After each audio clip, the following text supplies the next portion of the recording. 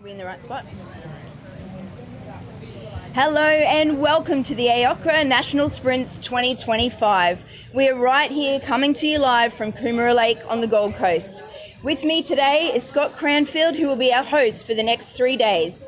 Scott will invite multiple guests coming in as co-hosts to have a chat and show you all the action. Welcome, Scott.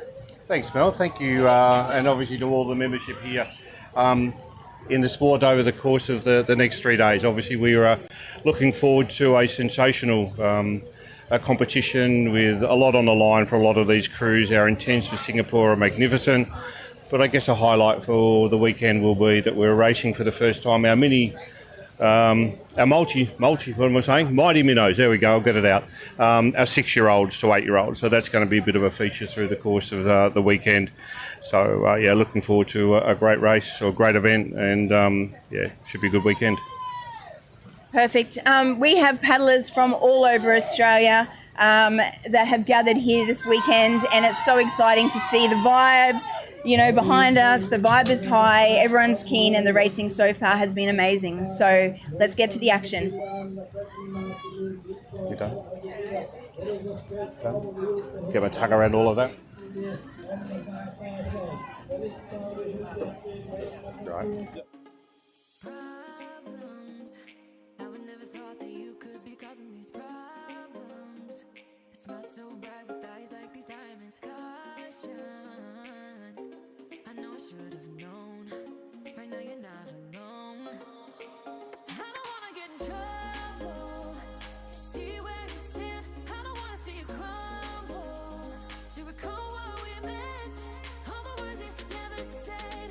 All the questions in my head. 'Cause you're trouble, yeah. Yeah, you're trouble. Yeah, you're trouble. As they come to the 250-metre line, maybe it is out there. Newcastle are looking pretty good at this time. It's just everyone's all pretty much in a straight line at this moment. Let's see who sorted themselves out. Lane number 4 closest to you, Burley Point. In lane 5 outside them, Newcastle. Then Noosa. Then the under-16 crews from Bayside there. Tapiti, why they call themselves. They are still close together, maybe out there. Second canoe in there. Newcastle in lane number 5. Have they got their nose in front? What about the J16s? Sorry, the under-16s are out there. They're putting their worth in there too as they pick it up. Who's going to bring it home? It is still close together. Drop back a little bit. Closest to us is Burley Point, Newcastle, Noosa, or is it the young ones? The young guns have got out front there, but who's doing it in there? Newcastle, or is it Noosa? Noosa, Newcastle, the young guns are there. Newcastle, Noosa, it's Newcastle, I believe, unofficially from the tent in the rain, unofficial, so we'll wait and see what the camera says. Great racing, fantastic racing. Scott said we need to call these guys that haven't shown up. Welcome, folks, here to Lake Coomera at the Gold Coast. As you can see, Mother Nature is now serving us a little bit more water from above, and whilst it's not stopping our racing, we've just seen the conclusion of a race that's got our Platinum NV12 and an under-16 crew there on their own, racing up the course. Transit lanes occupied by our V1 paddlers making their way up to the start line, obviously some 500 metres up the course. But as we alluded at the opening, the vibe here today is absolutely sensational. We're expecting a good 90% of the crews are here at the moment, and behind us where we're sitting at the moment is all the club tents and the membership, and behind them is all of our vendors that are here, as we suggest, showing their wares through the course of the weekend. So we're looking forward to a lot of good racing this weekend. It's a direct feeder into the World IVF Sprint Championships for August next year in Singapore. So the intents have been amazing in the amount of individuals and clubs that are going for both elite and club representation, along with individual glory in being selected to represent Australia and all their club crews. The weekend will prove to be a good demonstration, or a sensational demonstration, of our paddling prowess in the sprint courses. And so today we'll see V12, V1 and V6 over 250 and 500 or out to 1500 metres. So really looking forward to watching what the paddlers bring.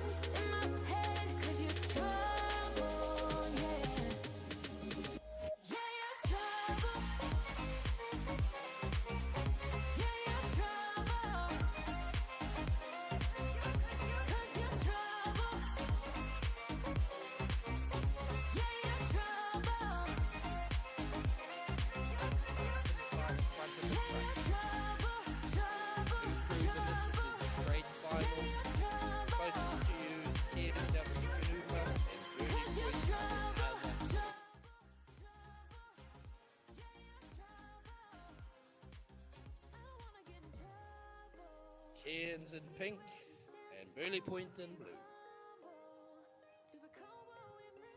Red flag, you can see white flag means come up close to these yellow marker boys. Red flag means come up to the start line, which is the big markers with the flags on and the numbers. They're coming up nicely together, drifting up. There we go, a very even start there as they both get going. As I said, they heading up there. It is only one turn, I believe it is there, straight final as they come across there the line, and so it is up there. Cairns right here, closest to Burley Point. Let them know you're there, and we will look. The biggest thing that can happen, or it might be the making or breaking of these two crews, is the turn. That is the point. So they'll do their first 250 meters and get down there and do their turn, and whoever comes out of that turn first usually should be the one that's in front. Looks like we got two starts. We've got a cruise, we got all the singles coming down. Oh my goodness, I'm not sure what's happening there. We've got singles coming down one way and we've got a crew going up. I think the singles will give way.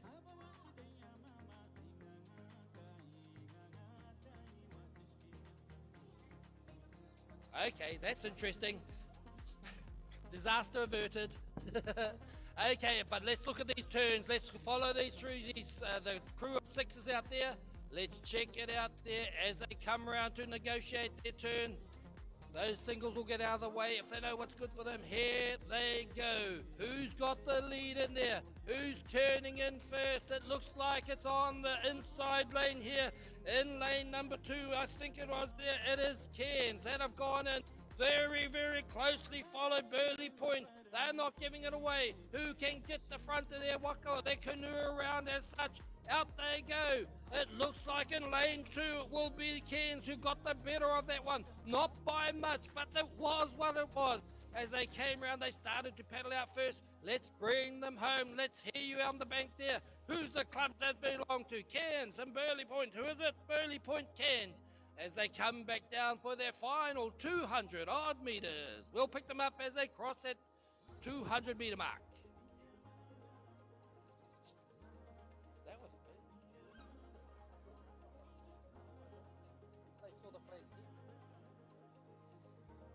here. Here they come now. It's interesting to see who's got up there. It is on the inside lane that has made the best of that first turn, the first and one and only turn. It is Cairns Outrigger Canoe Club, but it's still close up there. Close enough to keep getting interesting, get a little bit excited.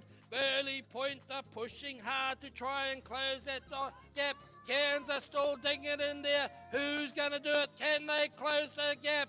They are trying hard. They're giving it their best. Cairns, it's going to be up there, or Burley Point or Cairns. Who's got the lead? It's only a minor one, whoever's got it. It is close out there. It is Cairns in the pink, it's Burley Point in blue. It's only a nose in it, a whisker in the nose. Who knows if they come across there? And it will be Cairns who will take it out there from Burley Point. A great race out there. Fantastic to see these lovely women.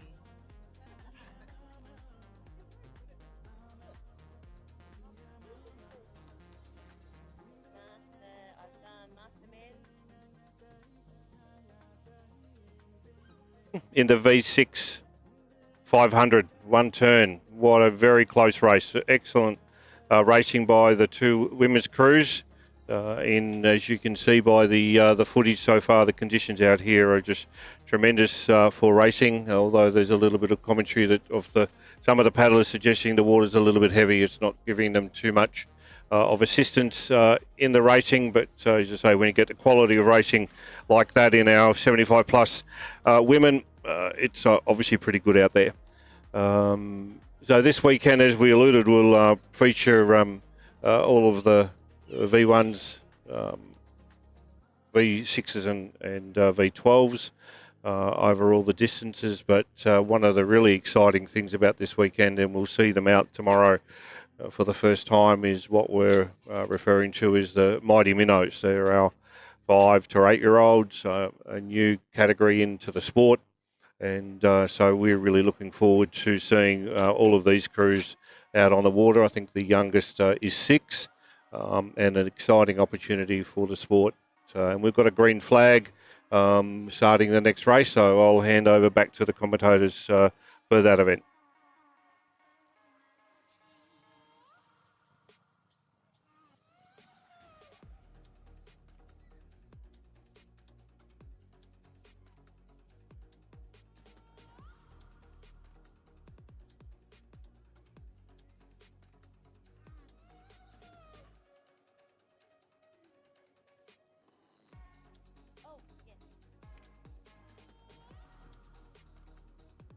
We have a start, or maybe a restart in this race out there on the water.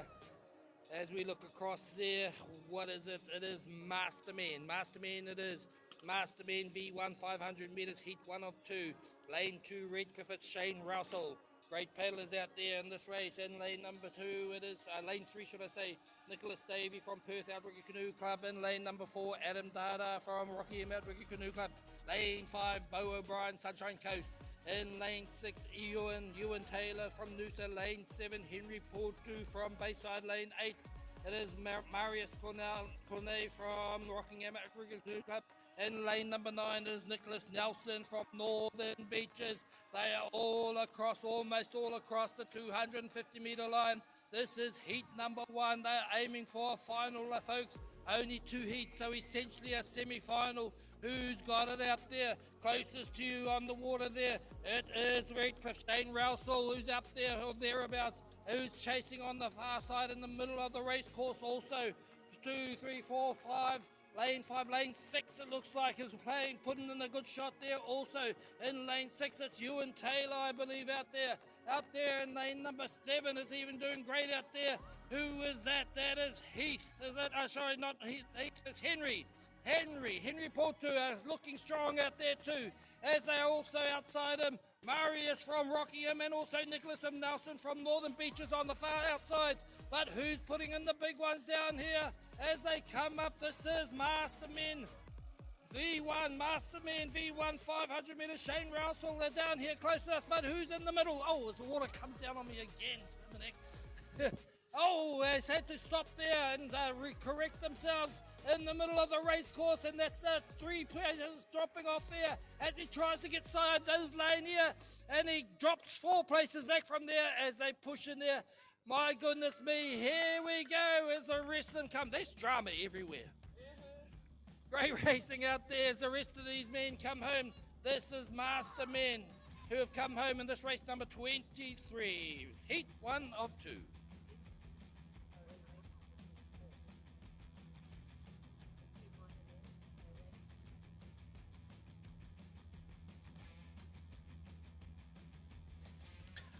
Well, that's heat 1 of 2 of the Mastermen 500 V1.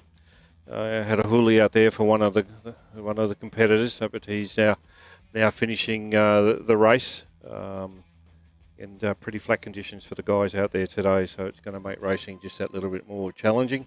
We've got heat 2 of the Mastermen 500 V1 just about to start, and they'll head their way down here in a couple of minutes.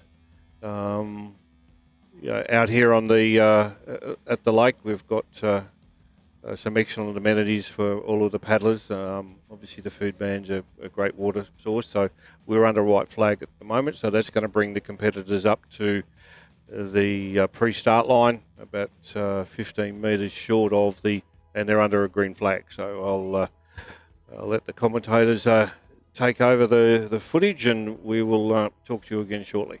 Second call for progression race number 26, open winner, V1 500. Lane 2, Nadine Kellerman from Five Islands. Lane 3, Shania Payne from Gold Coast. Lane 4, Jessica Crow, Burley Point. Lane 5, Wanda Bowman, Redcliffe. Lane 6, Ada Duval from Balulabar. Lane 7, Lisa and Sunavik from Sunshine Coast. Lane 8,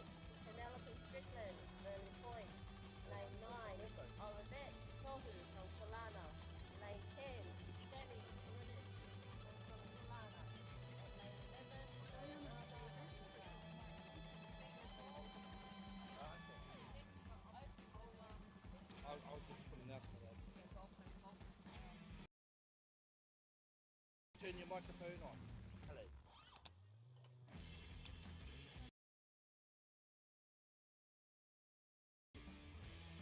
Just a reminder to all paddling crews, if you it's down in front of the truck, all those crews that are paddling in medal races, if you win your medal race, your gold medalist, can you please send just one spokesperson from your crew to be interviewed by Paddle Life down in the tent in front of the truck. That would be much appreciated. Okay, and it's about acknowledging your team also. We have a race on the water behind me. And so we have it, and what race do we have on the water at the moment? It's race number 24, it's a Mars NV1 500 metres, heat number 2 of 2. In lane 1 is Simon Abbott, in lane 2 it's Richard Anderson and Benjamin Weeks, in lane 3 and lane 4 it's Brian Wilkinson, and David Atkinson in lane number 5, in lane 6 is Heath Crickshake, and Jay Ebrahama, and also Oscar Gray, and then Samuel Wainoa. Oh, they're lining up down here in 2, I think it is. In lane number 2, pushing hard there. That is there, Richard Anderson coming up there. Not by much though. As he pushes over, Richard will come home, and then out there, David Atkinson. Oh, great racing out there on the far side. Who is that down there? As far as I can see, it might be Samuel Wainoa that got out there for the 3rd place racing. Oh, that took me just about 2 seconds to say that. But we'll go back to some more calls. Calling race number 27, 75. Well, that sees the conclusion of the V1 500 metre for the master men, and great race there by that second heat, all coming across the line within about 10 to 15 seconds of each other, and so the conditions are even improving as we speak, with the rain starting to abate here at the lake. And so I guess if there's people sitting at home at the moment, they're up in the Gold Coast area that would like to venture out, we will be back on this course, or racing here today after a little bit of a challenge with some power issues for all of our equipment. So that's why we have at that a bit of a lag in the event at the moment, with a good hour plus behind schedule. We will obviously look to make that up as best we can through the course of the day, but being mindful of and if the rain does abate, it's going to get rather steamy out here. So we've got to be mindful of the safety of the athletes. And so we'll make sure it's they have the rest and respite that they need. And but look to move our program on. But we will be back out here from around about 8 o'clock tomorrow morning in a very full program that will see us going through until about 3 to 4 o'clock tomorrow as well, and then back here on Sunday to do it all again and conclude the 25 National Sprint Championships. For the first time we've held Nationals out here on the lake, this lake that is, and it's certainly getting some positive feedback from the members that are enjoying the space. It's obviously different for the members to see different water, paddle different waters, and it behoves us to ensure that we do have some diversity in where we have these events to enable accessibility to other members and the like. So we certainly welcome the opportunity of being here, partnering with Paddle Life TV as we have done for a little while, and looking to cement that sort of a relationship for the future, so the sport across the country can benefit from the technology that they bring to the sport, and then the coverage and what the members certainly enjoy with all of that. It's the live stream here this weekend to this extent is certainly new, and they're testing out what benefit it brings to the membership, and so that is not only the membership that aren't here, but obviously family and friends of those paddlers that are in the space enjoying the weekend. So it certainly will be, we'll be looking forward to getting some feedback from people about what they experience whilst we've got the live stream going for them. It's, I think, a sensational benefit to us growing and taking the sport to a far wider community, not only the traditional paddling community that we know today. So the V12 Master Women are on their way up the course at the moment. There are 3 crews that have made their way up, and so I'm sure that this will bring a very, very competitive event on the schedule.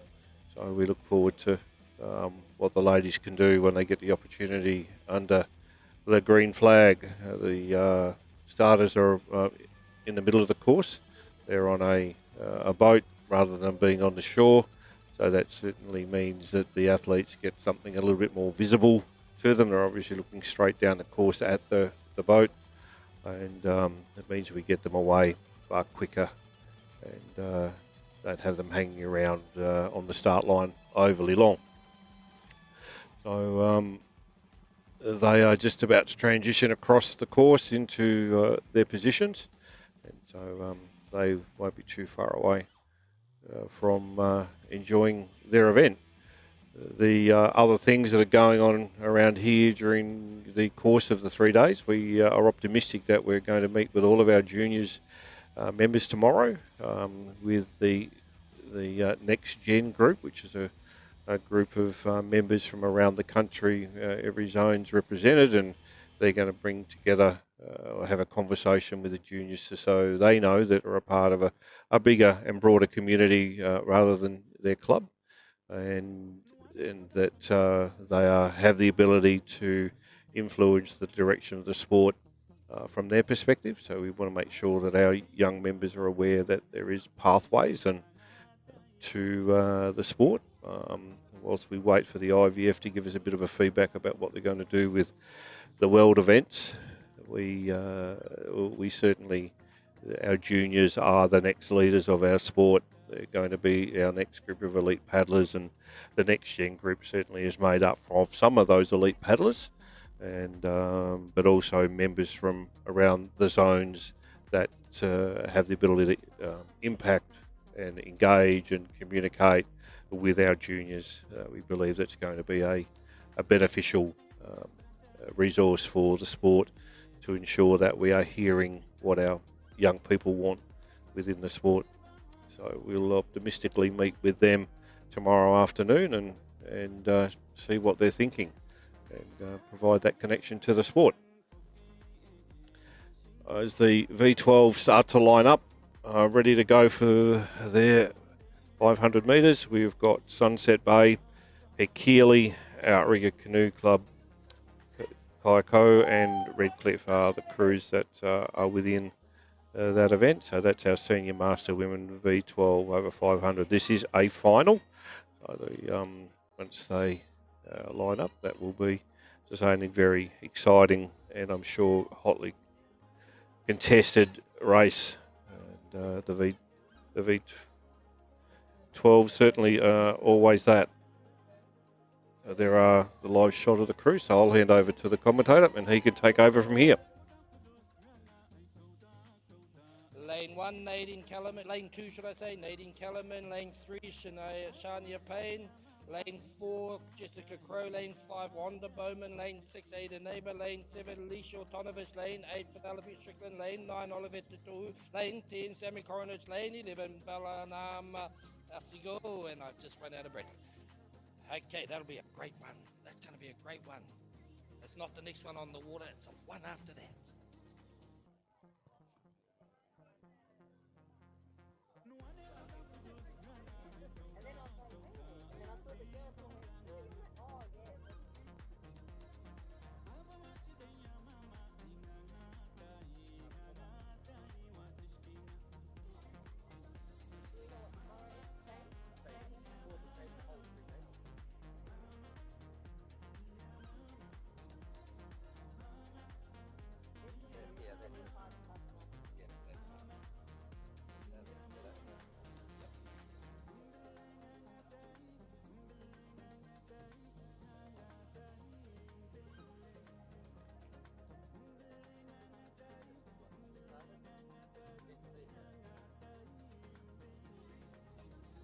We have a race start out there on the water, race number 25. It's the Senior Masked Woman DV12 500 metre. It is a final coming down the race course. Once again, just a reminder, whoever wins the gold medal, a representative from your crew to come down and talk to Paddle Life. Let's see who's in these race here, this final. In lane number 3, it is Sunset Bay Senior Masters. In lane 4, it's Hick Healy. In lane number 5, Team Green from Outrigger Canoe Club. In lane 6, Koakai, Mollymook Koakai, they call themselves. In lane number 7, Redcliffe Rock they are, as the wind blows, my page is up there. It is solid, rock solid Senior Masters. Here they come as they get across that 250 metre mark. Oh, it's second in from the Hick Healy, are they? They have grabbed themselves a lead in the first 250 metres and look like they're extending at the moment. The bun fight's going to be for the minor placings, and the minor, I mean the silver and the bronze. At this stage, it's still up there, though. It's still interesting. It's even Stevens, maybe. Who is it on the far side there? It's Redcliffe, is it? It's Redcliffe against Hick Healy. Redcliffe, Hick Healy. Who's got it out there? Is it Redcliffe? Is it Hick Healy as they come up there? I think it is. Hick Healy at the moment have got their nose in front. Can Redcliffe make a difference out there as they push it home strong? It will be by half a canoe length, if that, as they push through 2 more strokes, and they are over. Hick Healy, Redcliffe are there. Then there's a race within the race again. In lane number 3 it is Sunset Bay have got themselves a bronze medal unofficially as the rest of these crews go through there. It is Outrigger Canoe and Koakai, great racing, these fantastic women. We are calling race number 28, second call for Golden Master Men, V12 500. Lane 5, Port Hacking, Team Tommy. Lane 6, Scarborough, against Well, you don't have to look too far for some exciting racing out here on the lake. The Master Women V12 500 with Hick Healy coming across first. What a sensational race, not only for first and second, but also for third and the 5 crews. Sensational effort to all of the ladies involved in there. It just, I hope, does show the quality of our Master Women's paddlers out there in the country. So a sensational effort to all of the ladies involved in. Brilliant racing. So we switch our attention now to a V1 race. I think that we've got the Master Women V1 500 coming down the course next. Two heats of that event. And so they're under white flag now. So obviously they've just been brought forward and up to the start line. So we'll be expecting the red flag here shortly, and not too long thereafter they'll be under the green flag. And there we go, they're under red right now, and our commentator was just about to ready to take over and call that event as they come down. They have certainly now got a green flag, so what we have is the V1 500. It is a straight final for the 75 plus women.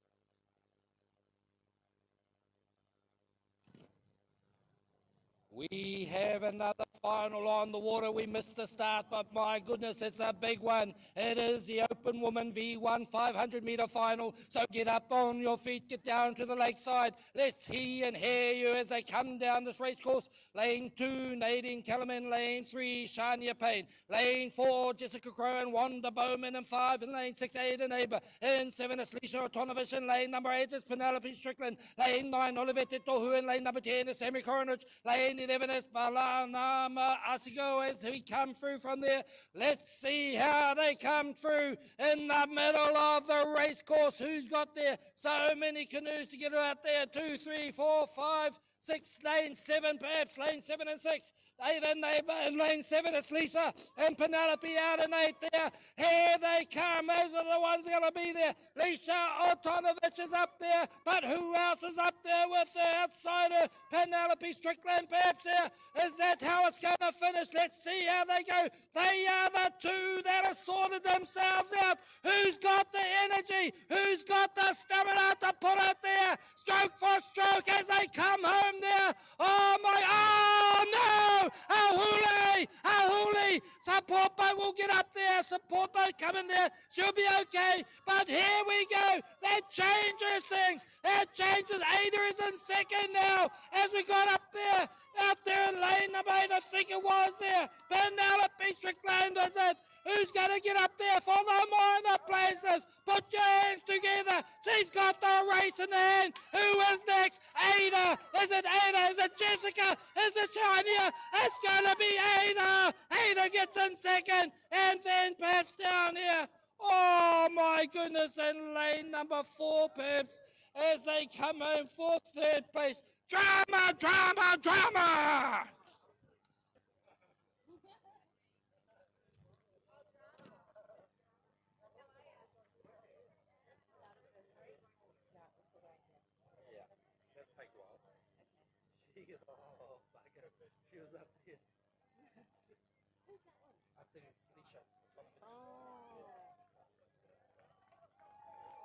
Something must have happened. She just put too much in and What did she flip? who need that little?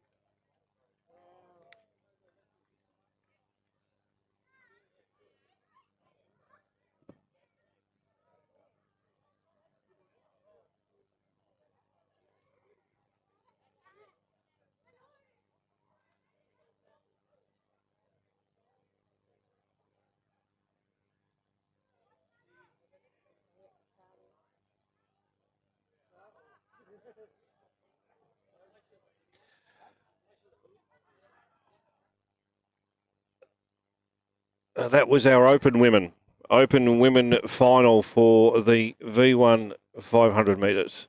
Again, very hotly contested event right across the whole field. Unfortunately, we ended up with Ahuli with about 50 metres to go from the finish line.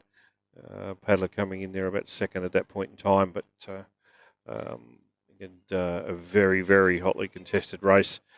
Which is becoming a little bit of the norm out here, which is brilliant. That's where we're heading. So it is certainly now our 75 women that are up next. We're enjoying the drone footage now, so that's up in the air, giving us a good look at the course and the individuals as they're making their way up. So it certainly adds another dimension to the division that you're enjoying today. So the paddlers now are under a red flag. And shortly we'll head to green, and they are under a green flag right now. So we'll hand over to, again, the commentator to call the race for us.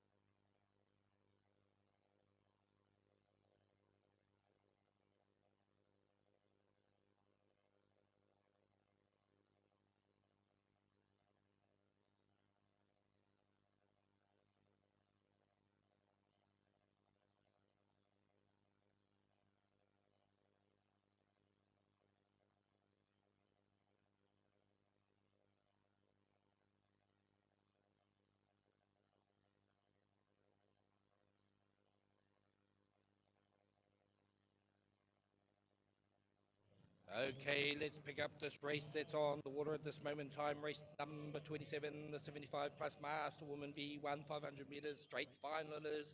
So they are racing for gold, silver, and bronze in lane 1. Betty May Scaori from Burham in lane 2. Pauline Greer Hekili. In lane 4 out there on the far side is Rosemary Edivine from Noosa. That's how they line up. Who's got it out there on the far side? I think has got a bit of a lead there. That would be Rosemary. That's got a bit of a lead. I don't see her relinquishing that as she pushes down strong at the moment. Let's just watch from the front here as she comes down this race course with perhaps 150, maybe 200 odd, just odd meters to go as she comes past those final markers there. And so she's looking like she's well in control at the moment. It'll take a huge natural disaster to change these positions at this time, certainly for the position of the lead. So we will focus there as we bring her home. As she's done it now, she's just done over 200 meters, 50 odd meters to go now, ladies and gentlemen, as she's still looking strong and reaching out there and getting that beautiful style going there, long limbs and pulling that waka through the water. As she stayed on the left-hand side all this way at this moment in time. Maybe she swaps over there. She swaps over to the other side. As she comes up there, she comes across there, and she will take out this one. It'll be Rosemary at the moment. She comes home. Coming up there also, we have in Hekili Pauline Greer. Pauline has got it up there. She's bringing herself home there as well. She's pushing hard, and Rosemary's behind, or should I say, it is Betty. Betty May is behind her. She's pushing up there too. It'll be there. As we come up there, it will be Pauline. She's done her 200, 500 meters. Well done indeed there. 15 meters to go here. For also, it will be Rosemary and Noosa. Give them all a big round of applause.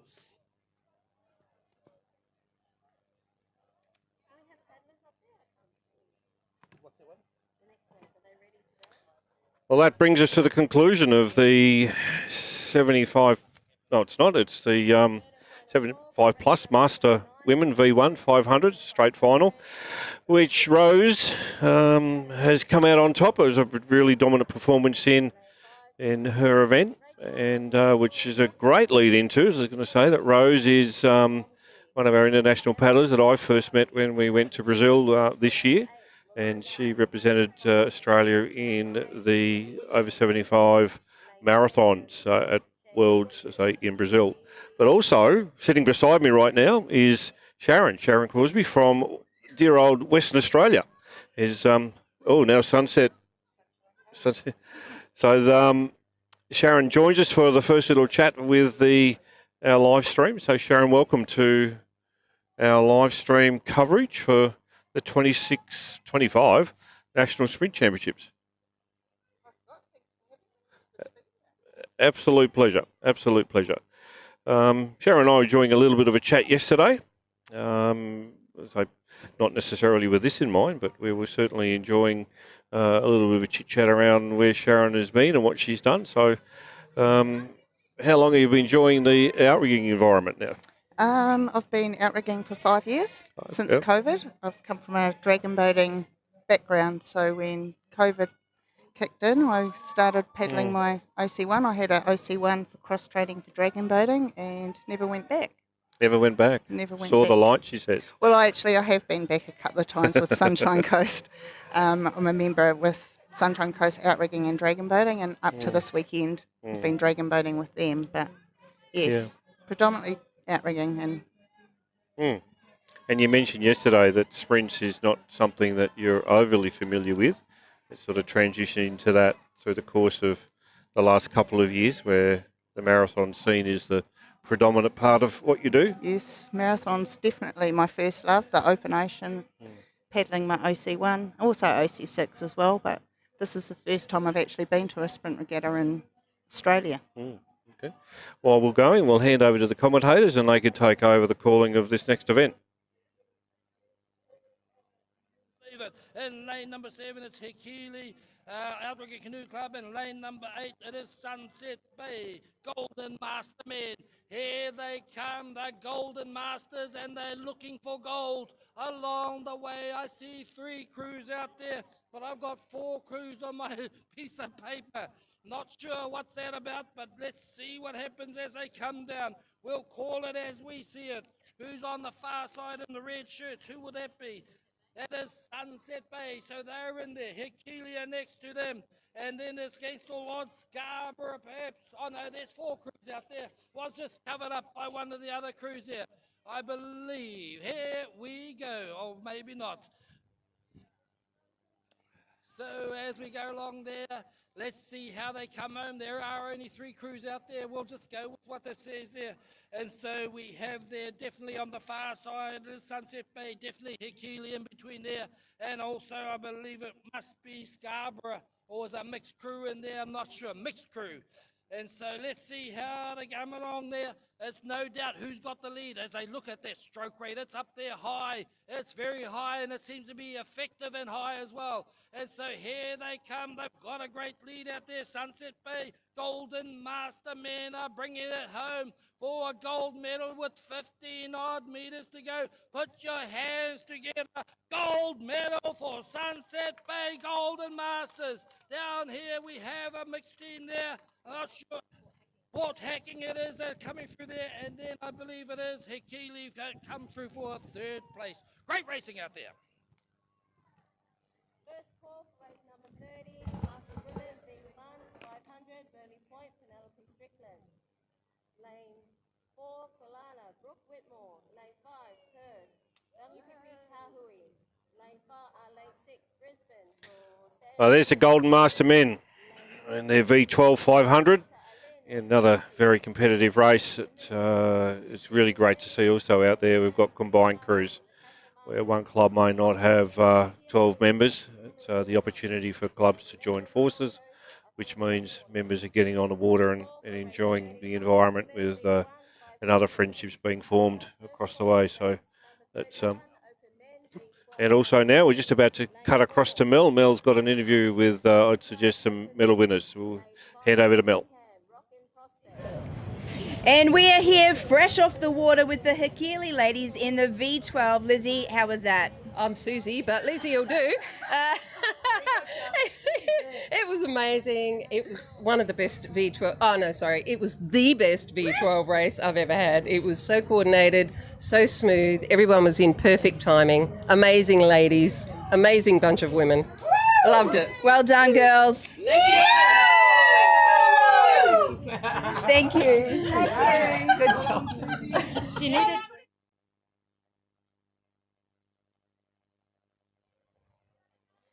Well, there's a couple of happy faces out there and enjoying a well-coordinated and smooth race for the Hikili women. So, again, a great testament to the teamwork and coordination that comes a part of paddling V12s in sprint environment. So it's great work. And so back to, we've got the crews under a white flag. So it's back to our V1s. And I would suggest that we have here, if I can read this correctly, the Master Women V1 500s are under white flag now. And it will lead to a final later on today. So they're under a red flag. I'm just looking at the commentator whether he's going to hop up and take over the commentary, but until he does, we'll keep the broadcast going here on the live stream. The weather certainly has changed a bit where it's got a little bit humid now. Woman V1 500 meters, heat 1 of 2. There are some fantastic paddlers out there. All day, every day is a fantastic paddlers, but this is going to be very interesting. I'll let you know once that green flag goes up. Oh, that was a slow raise of the green flag. So we have a start out there on the race number 29, the Master 1v1 500 meters, heat number 1 of 2. In lane 3, closest to us will be Jenny Madden from Maya. In lane 4, Nia Rudolph, Burley Point. Lane 5, Rachel Matapuku Walker from Kulana. Lane 6, should I say, Tui Ormsby from Malulaba. Lane number 7, it is Bianca Albanese from Malulaba. In lane 8, it's Rowena Coggle. Should I say, yeah, Rowena Coggle from Hikili. as I get my lines from Brululaba in lane number 8 to 9. Should I say 10? Should I say will be Maya Rod Bridges from Burley Point in lane number 11 is there. Oh, should I say, I'm getting it all mixed up here. Shanti Pospisil from Burley Point and also Alicia Ortonovich in lane number 11. That's how they line up. They're coming down this race course once again. Some of these people have been paddling more than one division, or it seems like, as we get around here. So let's see how they get there. In lane 3, Jenny Madden. Lane 4, it is Nia Rudolph. Lane 5, Rachel Matapuku Walker. Lane 6, it will be Tui Ormsby. In Bianca Albanese in lane number 7. In lane number 8, Rowena Coggle. 9 is Maya Bridges. 10, it is there, Shanti Pospisil. And in lane 11, Lisha Ortonovich, who's coming across this halfway mark first, as 250 metres is done and dusted for some of them, if not all of them. It's going to be across the board, though, looking like it could be in lane number 3, it looks like, or 4. Nia Rudolph perhaps has got across there, is doing pretty well. If we go across the far side, it looks like Leisha's out there too. I'm sure she's been up there before. Inside her, Shanti Pospisil, they are pushing up there, but down here, closer to us, I believe it is. It will be in lane number 4, is it? Nia Rudolph has got the lead as she crosses our course. It's 200 or 150 metres to go. We start lifting a go, and it looks like Nia's got the lead, and then there's a bun fight for the rest of it as they come through that pass there. On the far side, there's second and third, I believe. Nia's coming home strong as she pushes harder. They are trying to catch her. Shanti on the outside, Leisha on the outside. Oh, they're all my cousins. As they get through there, here they come. It is Nia at this time who's got the lead. I don't think anyone's going to bridge that at the moment. Shanti on the far side, Leisha on the far side. They'll race within the race. Put your hands together. In lane number 2, it will be Nia will come through there, 3 will come through there. On the far side, it's all going to be out there. Leisha just by a whisker from out there, Shanti, as the rest of these awesome women come home. And great racing out there indeed. All the way from Pawadinga in Aotearoa, New Zealand. Second call for race number 30, Master Women, V1.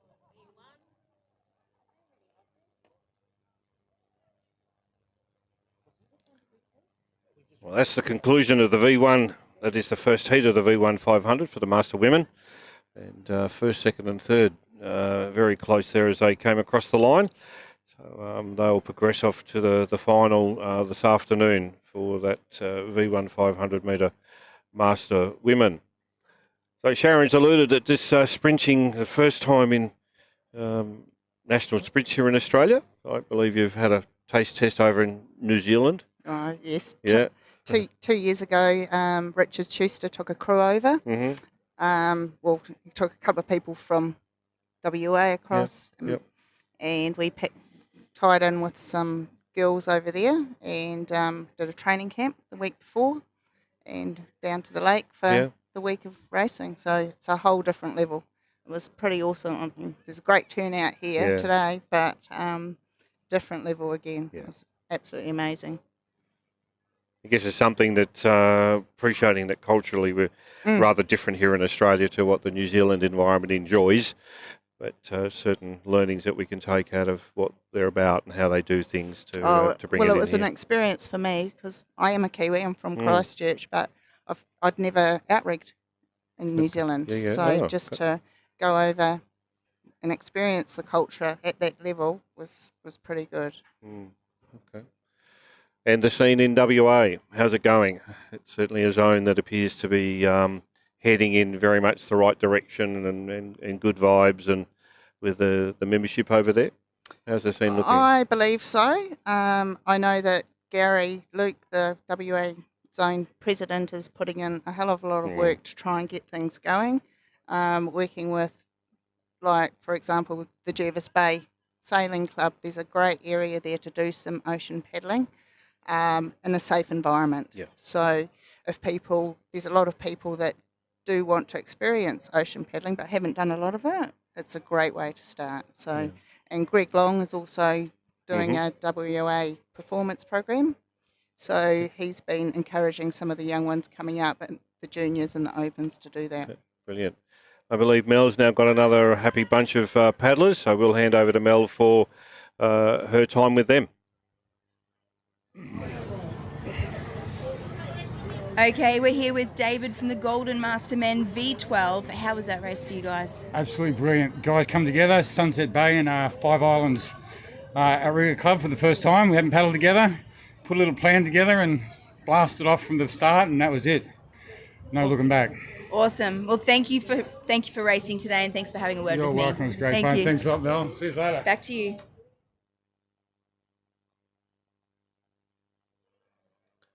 And there we have it. There's gold medalists there for the V12, but if I may just reinforce the point that we made, it was two clubs coming together, opportunity of paddling without having that opportunity. Potentially it's 12 people sitting on the side, which is obviously not what we're about. So, and they've enjoyed the success of coming together. Maybe friendships for a long time formed as well. Whilst we are now waiting for the second heat of the V1 500 Master Women to come across. They're under a white flag right now. The course is, as you can see by the drone footage, is obviously a fairly wide course. We benefit from being able to put quite a few crews or individuals out there on the race course, enabling us to, one, take more entries, but move the program along quite well now that we're up and going and got rid of those few logistical issues from this morning, and we'll see things progress really well. So the first time we've used this course, and certainly proving to be a valuable asset to the sport. It's Gold Coast Club is housed here, but you've got Paddle Australia, the Queensland guys that are here, and other sailing and other water sport activities. So they're under green flag, so we'll hand over to the commentators to call the race.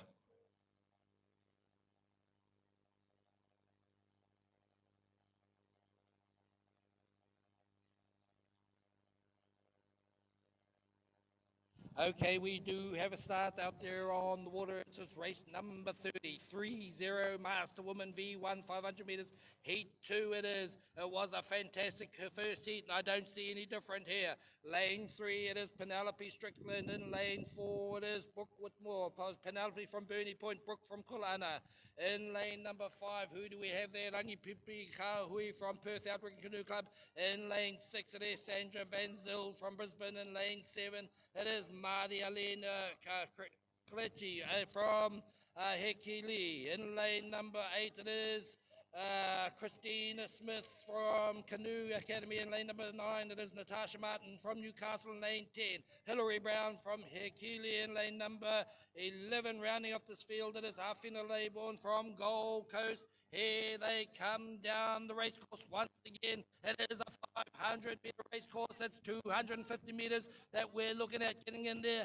And let's hear you on the bank here. Bring your paddlers home as they come down with about 250 metre odd for those leaders out there. Who's got it out there? We naturally look towards the fastest qualifiers in the middle of the race course, but it doesn't always end up that way. Down there closest to you, Penelope Strickland from Burley Point in lane 3, looking strong. Out there in lane number 6 also is looking strong from Brisbane, Sandra Van Zyl. Perhaps got the lead out there, not sure, but between lanes 1 and 6, or lanes 2 and 6 should I say. They seem to have it out there, but looking strong. Penelope is looking strong indeed. The rest are pushing for each other. In 6 we have there, it is Sandra Van Zyl, who is thereabouts as well. As they come on down in lane number 5, who else is there? In lane 5 from Perth, Rangi Pipi dropped back a bit, so let's focus out here on the front. No doubt about who's got the lead at this moment in time. It is Penelope Strickland from Burley Point. That's putting in the big ones now. I don't see anyone catching her from there. She's got to focus on that finish line. As she pushes in there, she'll cross over maybe one more time. As she gets across there, may not even need to. Who's out there in second place? Is it Sandra Van Zyl? Has it put your hands together? Of course, she's going through to the final. As she comes comes home, crosses it over there.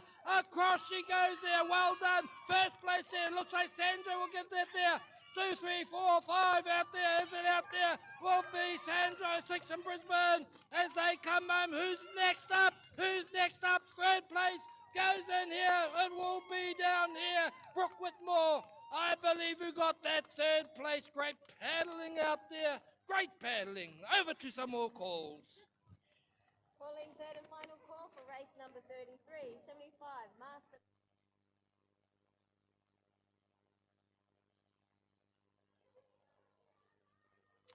Well, that concludes the 2 heats for the Master Women V1 500, and we'll wait to see who progresses through to the final later on today, which I believe is race 60.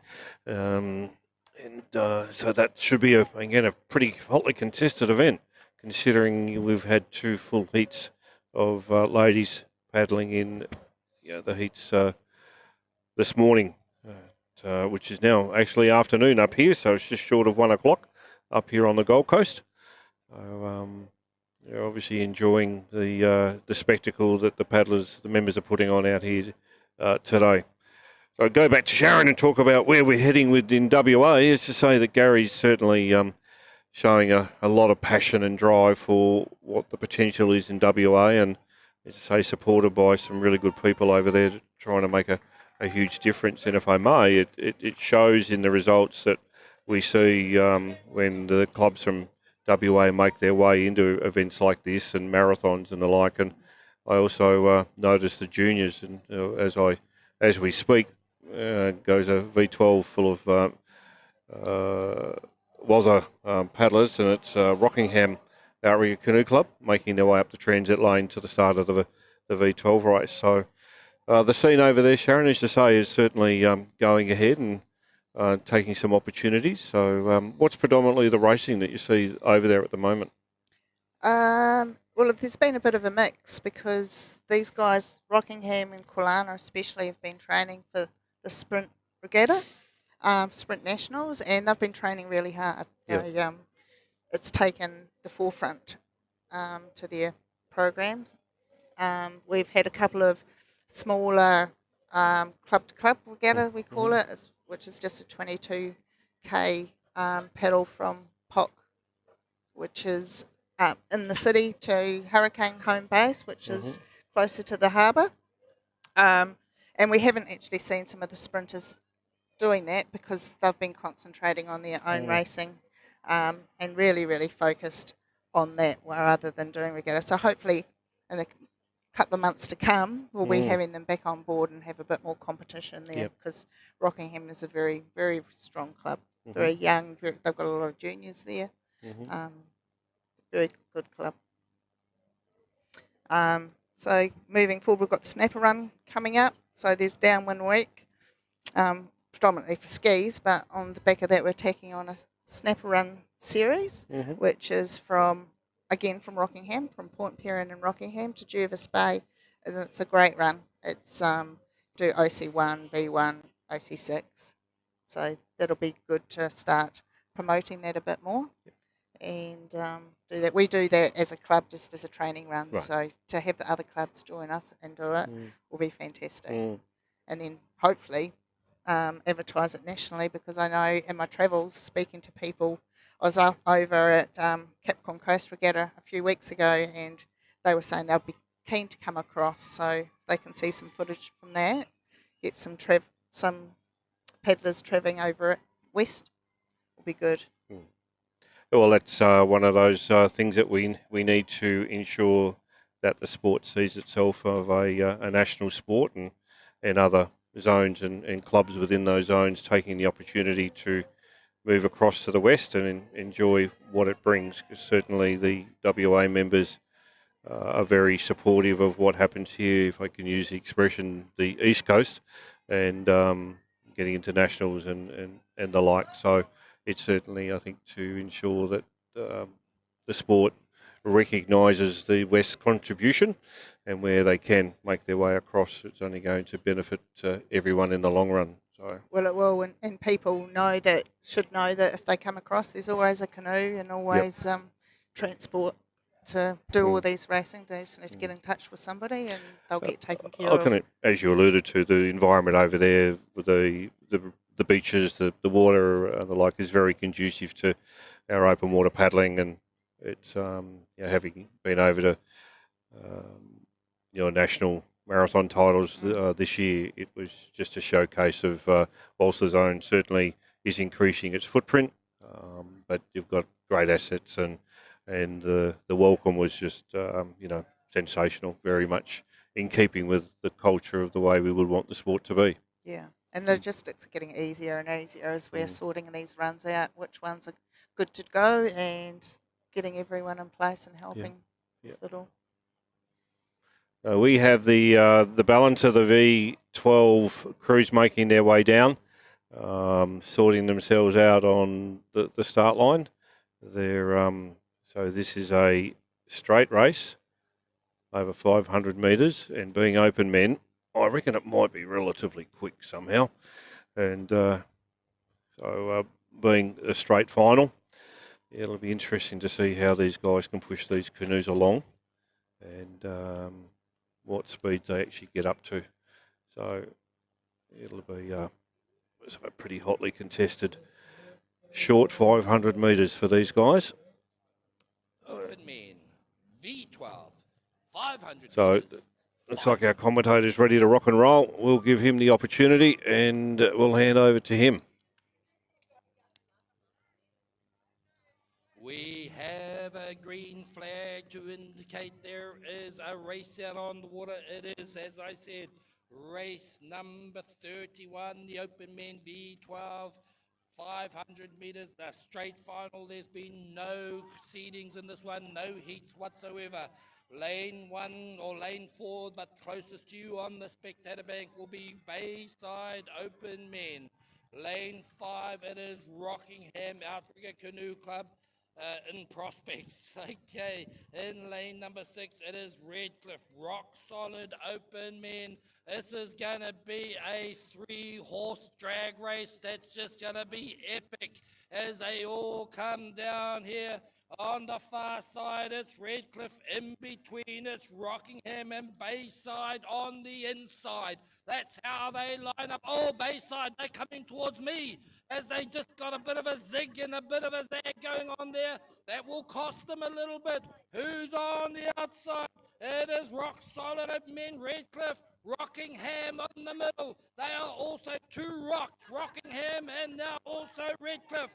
Rock Solid, here they come, they're still close together. They have to pay a bit of a price and closest to us. Bayside went offline a little bit, but it looks like the far side at the moment. Rock Solid, are they there? Or is it Rockingham as well? Rock Solid have got their nose in front, I believe, from this angle. As they push home, this is where it starts to hurt. Look at them go. The timing, the teamwork, the precision, the synchronization. I've run out of words to say. It looks like it's going to be Rock Solid or Rockingham. Rockingham, Rock Solid. Oh no, it's going to be a close one. Pushing hard. It's going to be Rock Solid. Have got in front. Rockingham tried. Half a boat length. Rock Solid! Rockingham! Wow, that is amazing out there. Great racing, pushing up hard, still finishing off out there. It is Bayside coming across as they push across there. 1 minute to go. Put your hands together!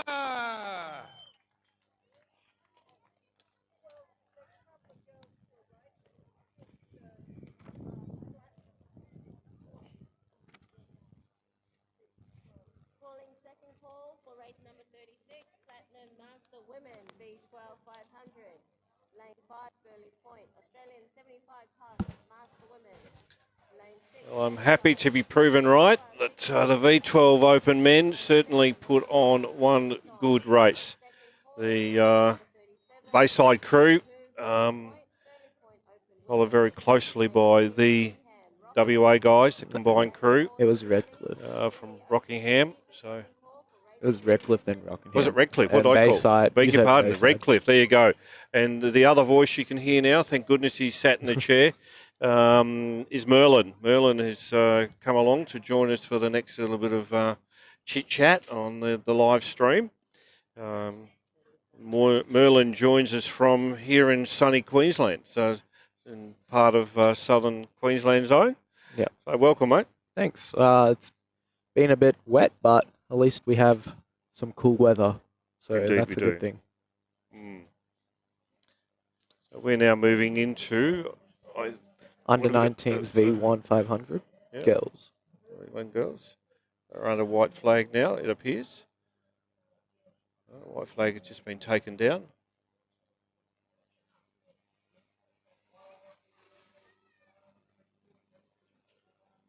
They've started. Because they're racing.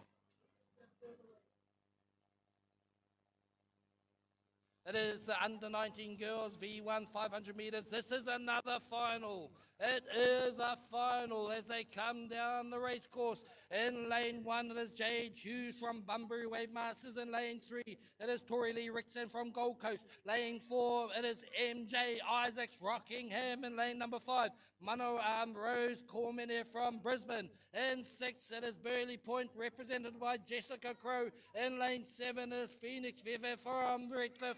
In 8, it's down there Aisha Monique Poutu. In lane number 9, it is Tess Armstrong from Sunset Bay. And in round lane number 10, it's Rochelle Johnson, Sunshine Coast. Here they come. It's almost a full race course out there. 9 paddlers bringing their best to the day onto this race course. Under 19 girls, V1 straight final. As they start to sort themselves out, the first ones are coming to that halfway mark. Who is it out there on the far side? Sunshine Coast, perhaps. Rochelle Johnson is out there, I believe, as we're counting out. As 1, 2, 3, 4, 5, 6, 7, 8 out there, and 9. Should be more than that, but we'll get out there and see who comes home first as they get around there. Down here, the middle of the race course. It's looking strong. 2, 2, 3, 4. Lane number 4. Lane 4, it is there. It is there. Rockingham. MJ is that MJ that looks like there. Or further out there, it's outside. Will be there. Jessica Crow or Rose Cormier there. Here they come now. This is the business end. It is the last 250. Who's out there in the front? Looking very strong indeed. Is it Rose? Is it there? Who's out there? Jessica Crow. Is it on the far side? Who's the far side? I'm not sure who that is. Is it Rochelle or is it Tess Armstrong out there? Or Rochelle Johnson? They're pushing hard indeed. As they come home here, look at them go. It's in the middle of the race course as I try and look at the number on the waka.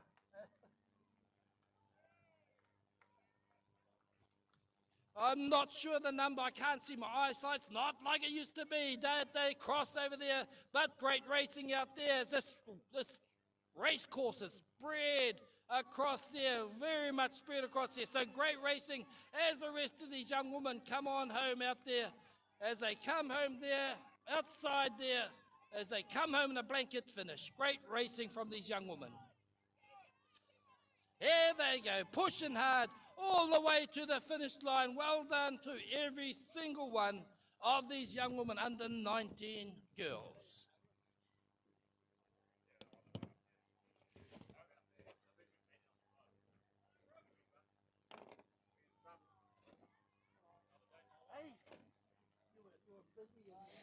Well, that concludes our under 19 V1 women's straight final. And it's from where we're sitting, our little advantage point here. It looks like Jess Crow has come across the line first. Mm-hmm. And so Jess is another one of our very competent young paddlers here in the country. Closely followed by Rochelle from Sunshine Coast in the far lane. Over in lane like 7 or 8 out on the far side. So, yes, it's again just optimistically shows a little bit of the depth if we've got a good quantity of young ladies out there in our under 19s. So as much as we could probably do with a couple more, but the quality of the racing is always good at that level of our sport. So So what brings you to outrigging, Merlin? Merlin also, we met each other more around the World Campaign over in Brazil this year. But tell us about your journey, dear sir. Yeah, so I started paddling about 5 years ago, around the age of 14. And I was just riding my bike around the harbour, Coffs Harbour, and saw a 6-man out there, and I was like, I want to try that. That looks like fun.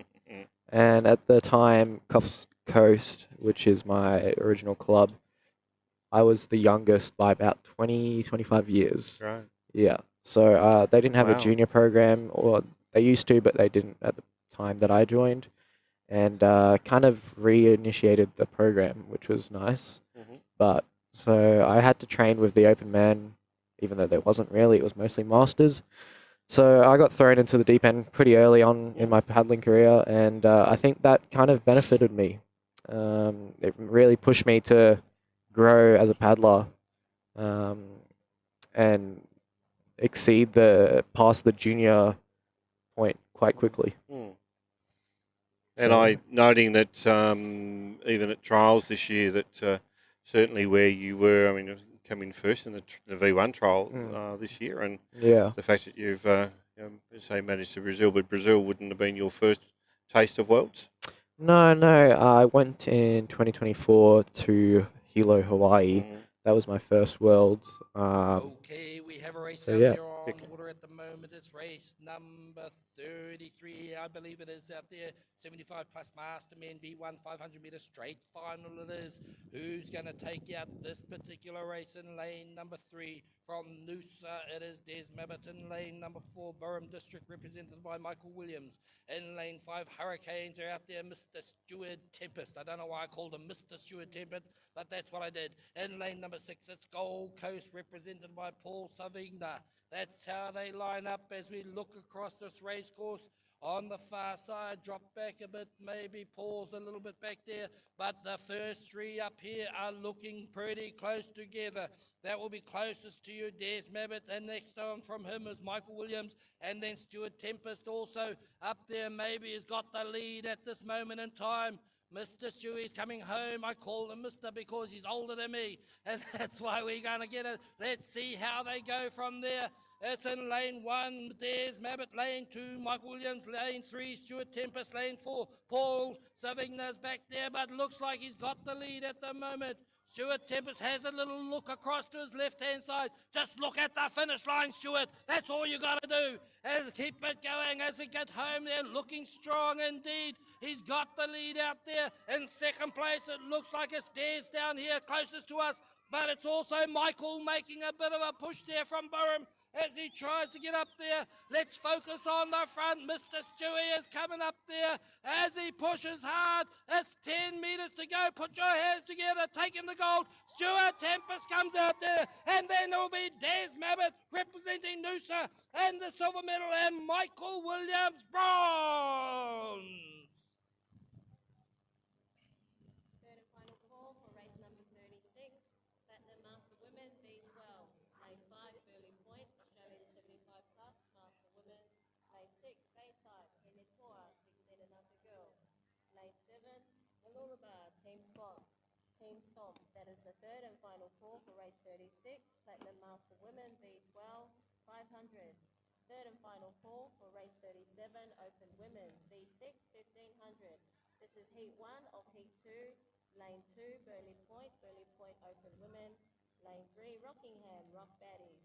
Lane 4, Hikili, for Hikili Cams. Lane 5 is Redcliffe or Rock Solid Open Women. Lane 6, Malulabar Open Women. Lane 7 is Five Islands for Five Islands Open Women.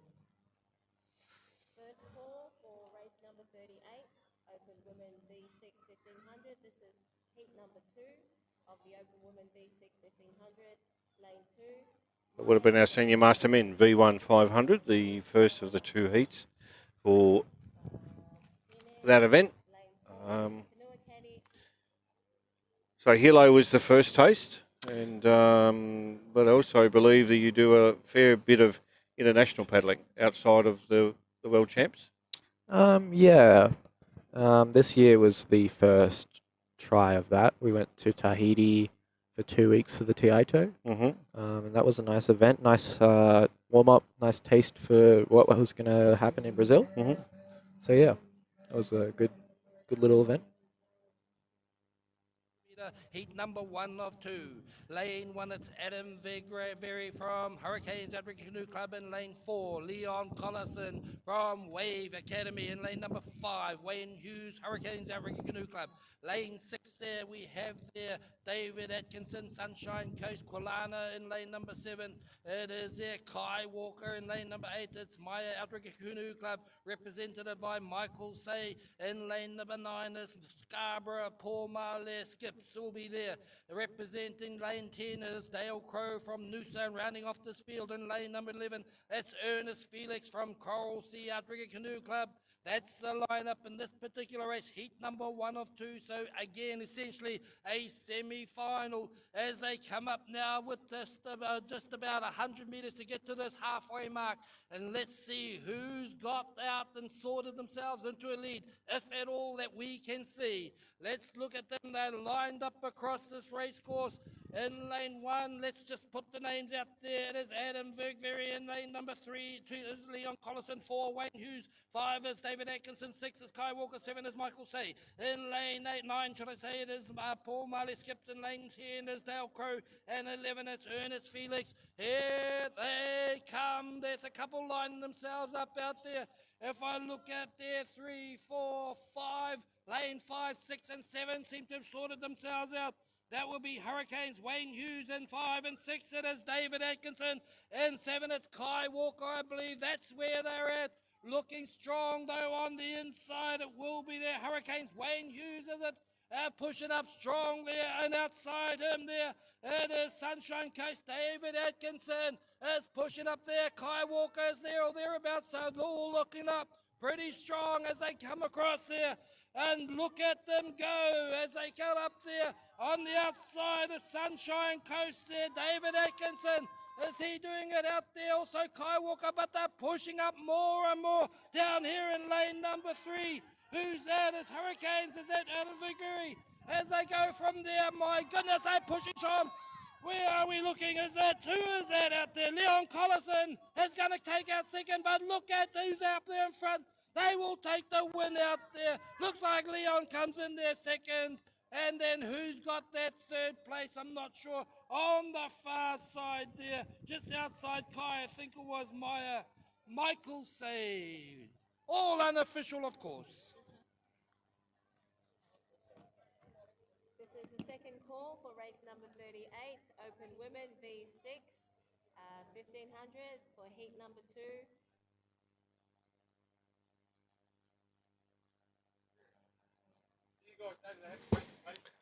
So we're heading back to, we're under white flag for the next heat of the 500 men in V1. So they're off to red now, so they won't be too far away from heading down the course for their 500 metres. So, in the previous heat, we had Dave Atkinson from Sunshine Coast that came in first, and we're about to start our next heat.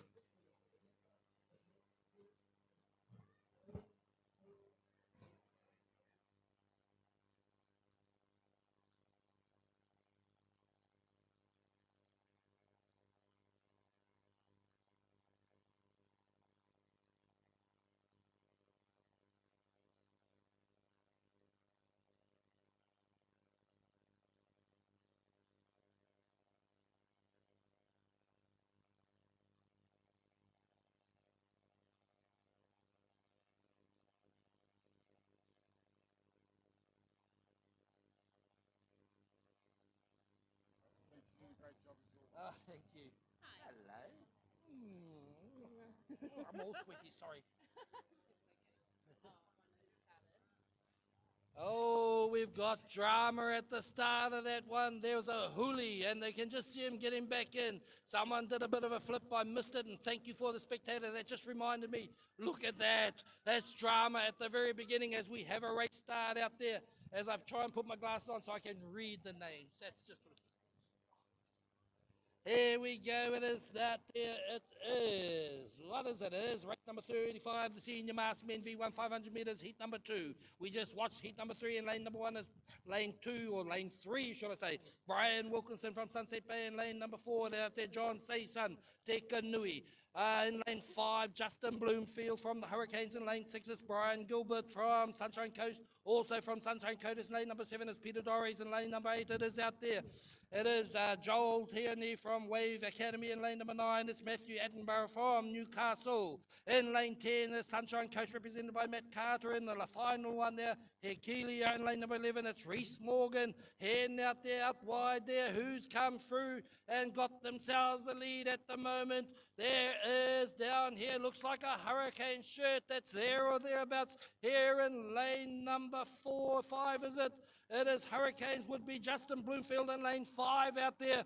He's got up there or thereabouts, and maybe out there down here in lane number 3. It is there. Brian Wilkinson as well, looking strong out there as they come home. Maybe it's Brian Otto's out there on the far side there. It is out there. It is Hekelia shirt out there that I can see, is it? We'll watch and see, but it looks like it is Justin at the moment. Justin out there pushing strong from the Hurricanes as they push it in there. Look at him go out there down here in lane number 3 or lane 2 it is there. Brian Wilkinson, lane 3 it is indeed. Justin will take out this heat out there. Brian Wilkinson coming through there. Oh, look at the bun fight for this 3rd place. It will go to the far side. I believe it is the far side over there. Perhaps who was out there? Matt Carter or Reese Morgan, I'm not sure. Matt Carter, I believe it was. Oh, great racing out there. Let's go to some more calls. Third and final call for race number 38, Open Women V6 1500, heat 2 of 2, lane 2, Mike. So that brings us to the conclusion of the V1. That is the 2 V1 500 heats for the senior master men. Just waiting for our last paddle. It may have fooled on the start line to come across the finish line. And we'll then move into our straight final for a couple of the age groups in the V12 500 to just transit down the start line.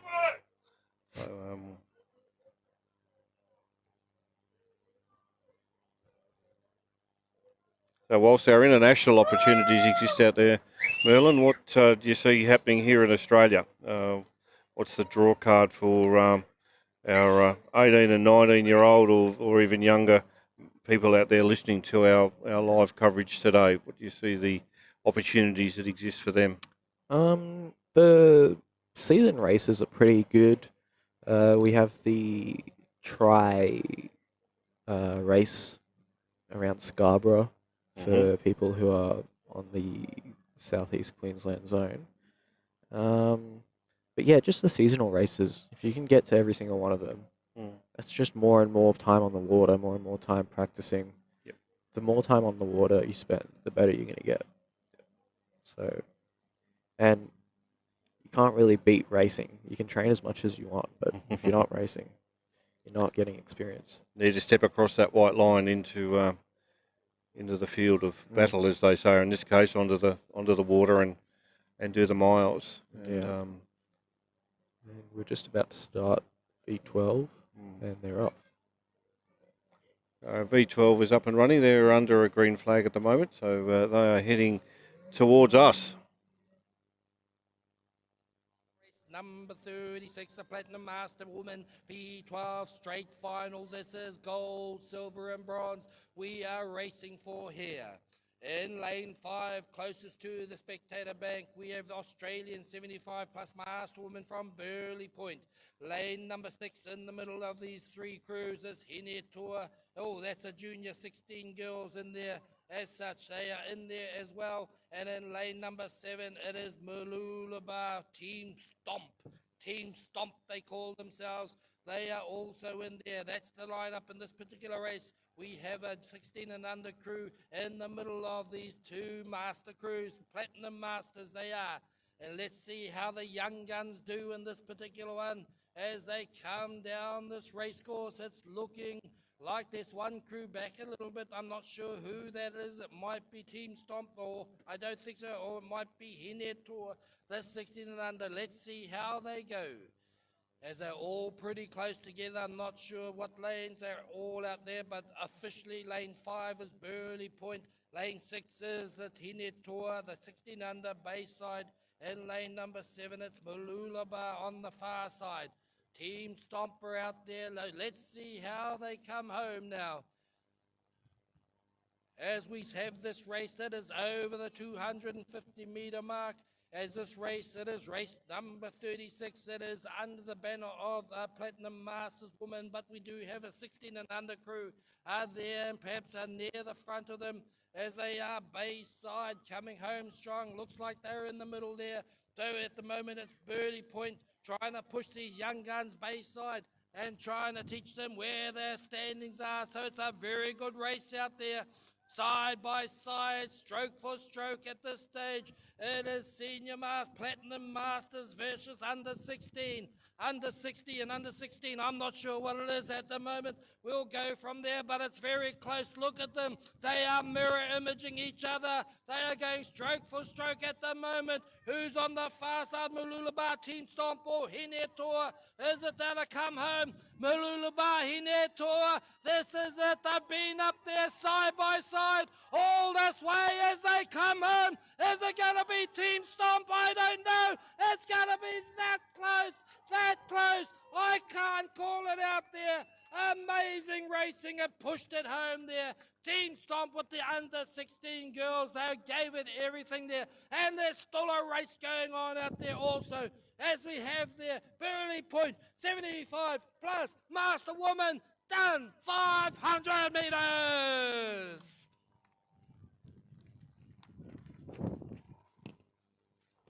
Third and final call for race number 38, Open Women, V6 1500. We're just commenting as the two crews came up to the finish line there, our Platinum ladies and our under 16 ladies, the young girls, a race within a race that was not a race. But what an excellent effort from both crews to wicked racing. Hey? Some wicked racing. Indeed, indeed it was. It was brilliant. We're lined up with a finish line, and I could not tell you who won that. I had no clue. Well, optimistically, the photo finish people will be able to tell us that result here shortly.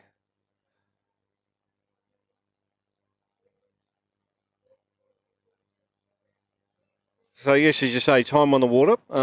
Yeah. Your current club at the moment, or what sort of opportunities are existing there? Well, so I am currently, I transferred for this event to Sunshine Coast. Yep. So that I could paddle for the open men, because my club originally, the Mooloolaba, didn't have an open men's team. So that was some logistics I had to figure out. Mm-hmm. But it's a matter of just finding events and just putting them as your goal and really trying to push towards those goals. So yeah, just get out there. I guess the goals for you too, at the standard you're paddling at, would need to be quite relevant to what you're doing. So we're now heading to the Open Women's V6 1500, heat 1 of 2, and the start line is under a red flag. So we've got Burley Point, Rockingham, Ikili, Redcliffe, Mooloolaba and Five Islands, and they are off and racing. So a good, clean start from all of the 6 crews. And so 1,500 metres, they've got 3 turns to navigate. So the 1,500 is 5 turns. 1,000 is 3 turns. 3 turns, 1,500? 1,500 is 5 turns. 5 turns, but you can't. I can't 5 count. turns, They're 6 doing laps. a 250 course. There That's you go. correct. I was giving them a 500 course. No. Make them to work even a bit harder. No, that'd be big efforts. Right? So 5 turns will certainly can be the difference in success or not. Correct. You could be entering first, but leaving second. So the turn is very much the defining point of this event. We have a fantastic race on the water if I turn my mic on.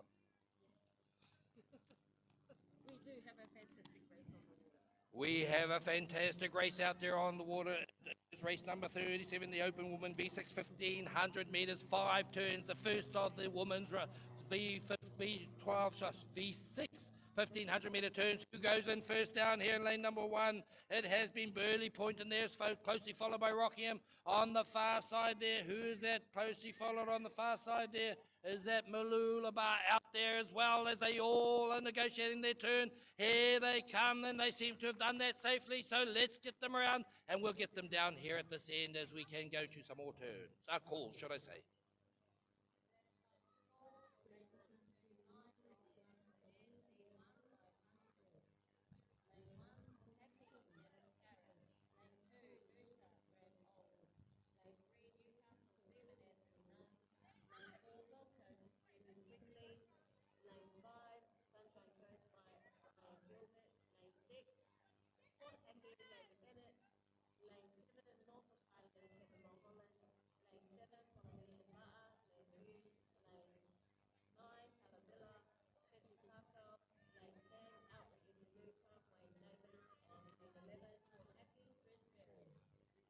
Here we come, let's call them down into there. Looks like in lane number 2, closest to us on the spectator bank, got themselves a lead. One look across Malulabar on the far side. Also in lane 3, it's Rockingham. Those are the 3 that have sorted themselves out. It's going to be the turns that are the deciding point now. It looks like Burley Point out there, then Malulabar, then Rockingham as they go in for these second turns. Who's going to nail it? Who's going to nail it? Around they come as they see who comes out first as they get around there. Oh, beautiful turns out there. All of them are fantastic turns. Away they go again. Still maintaining that down. Out there looks like Burley Point, and then Malulabar, then Rockingham as the rest of these go through. Herculia there, Redcliffe are there also, and 5 Islands. Don't forget 5 Islands are out there as well, as we can go back to some more calls.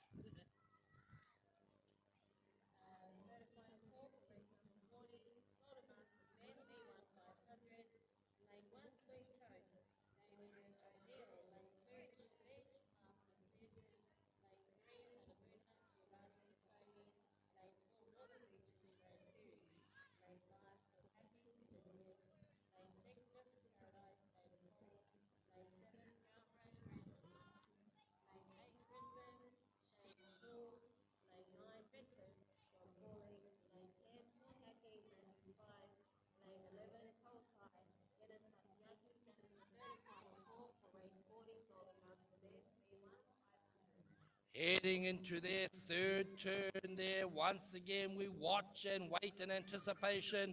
Looks like Burley Point had the lead. What's Malulabar done? What's Rockingham done? Have they closed the gap at all? In go Burley Point. They're starting to angle in. They got their lead. Who's next then? Rockingham and Malulabar go in together.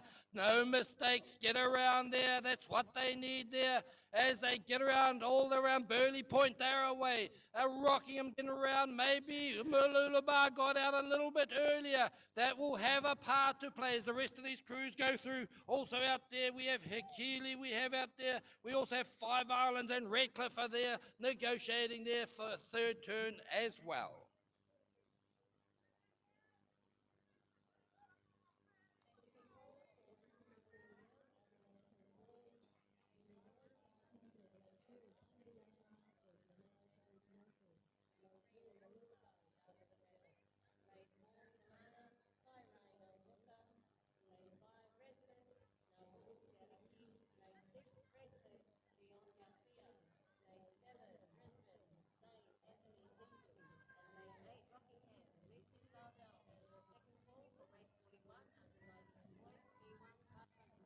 And we bring them down to their fourth turn. This is their penultimate turn. And looks like Burley have stretched it out a little bit there. Rockingham dropped back a little bit on that last turn. And Malulabar made a gain on that one. But it's not over till it's over because there's 2 more turns to go.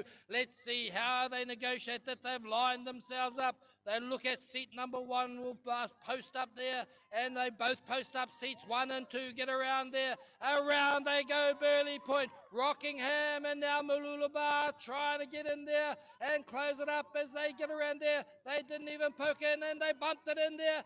Around they come. It's going to be interesting. It's going to be interesting for that second and third as they push each other. Still Mooloolaba got a little bit in there. And I won't forget the rest of them. Hekeely are still up there pushing, giving it their best. Also on the far side, Five Islands are there. And also we have in there Redcliffe are coming around there too. One more turn to go.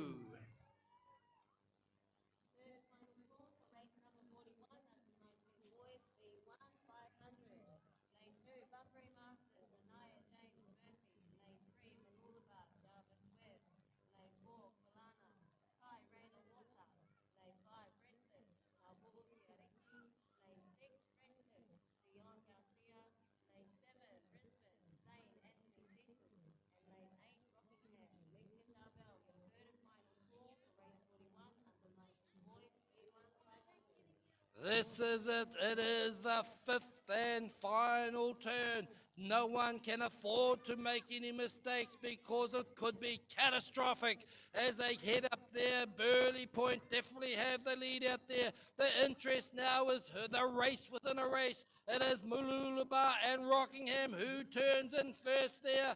I'm looking out in both crews there and seeing who goes in. Mooloolaba are starting to angle. Rockingham are angling in. They are mirror imaging each other as they get around. Burley are out there. Burley Point are on their way home. Who can get out between Rockingham and Mooloolaba? And I believe it's Mooloolaba got out of there. They got around quick and started paddling straight ahead first. And I should gain a bit of a lead, but we'll wait and see as they come down. Here they come, ladies and gentlemen, and I don't see anyone bridging that gap with Burley Point at this stage. They have just extended each leg they went around as the rest of these crews heading up there for their third and final turn. But the fight will be between Rockingham and Mooloolaba at this stage, and let's see how they go. That is Burley Point. Let's focus on the leaders because that's where we should be focusing. Look at them go. They're looking strong. Burley Point, they got themselves a short lead and have extended every leg along the way. As they bring it home, they're looking strong, keeping their synchronization as they go there. Maybe one more change. That's probably their final change. They won't do another change from there. They'll bring it home. They'll bring it home. Put your hands together. Burley Point. And looks like Mooloolaba up there. Rockingham are trying to push hard. Then they close that gap. They've given it everything. But Mooloolaba holding them out. It's only half a canoe length. It will be Mooloolaba and Rockingham.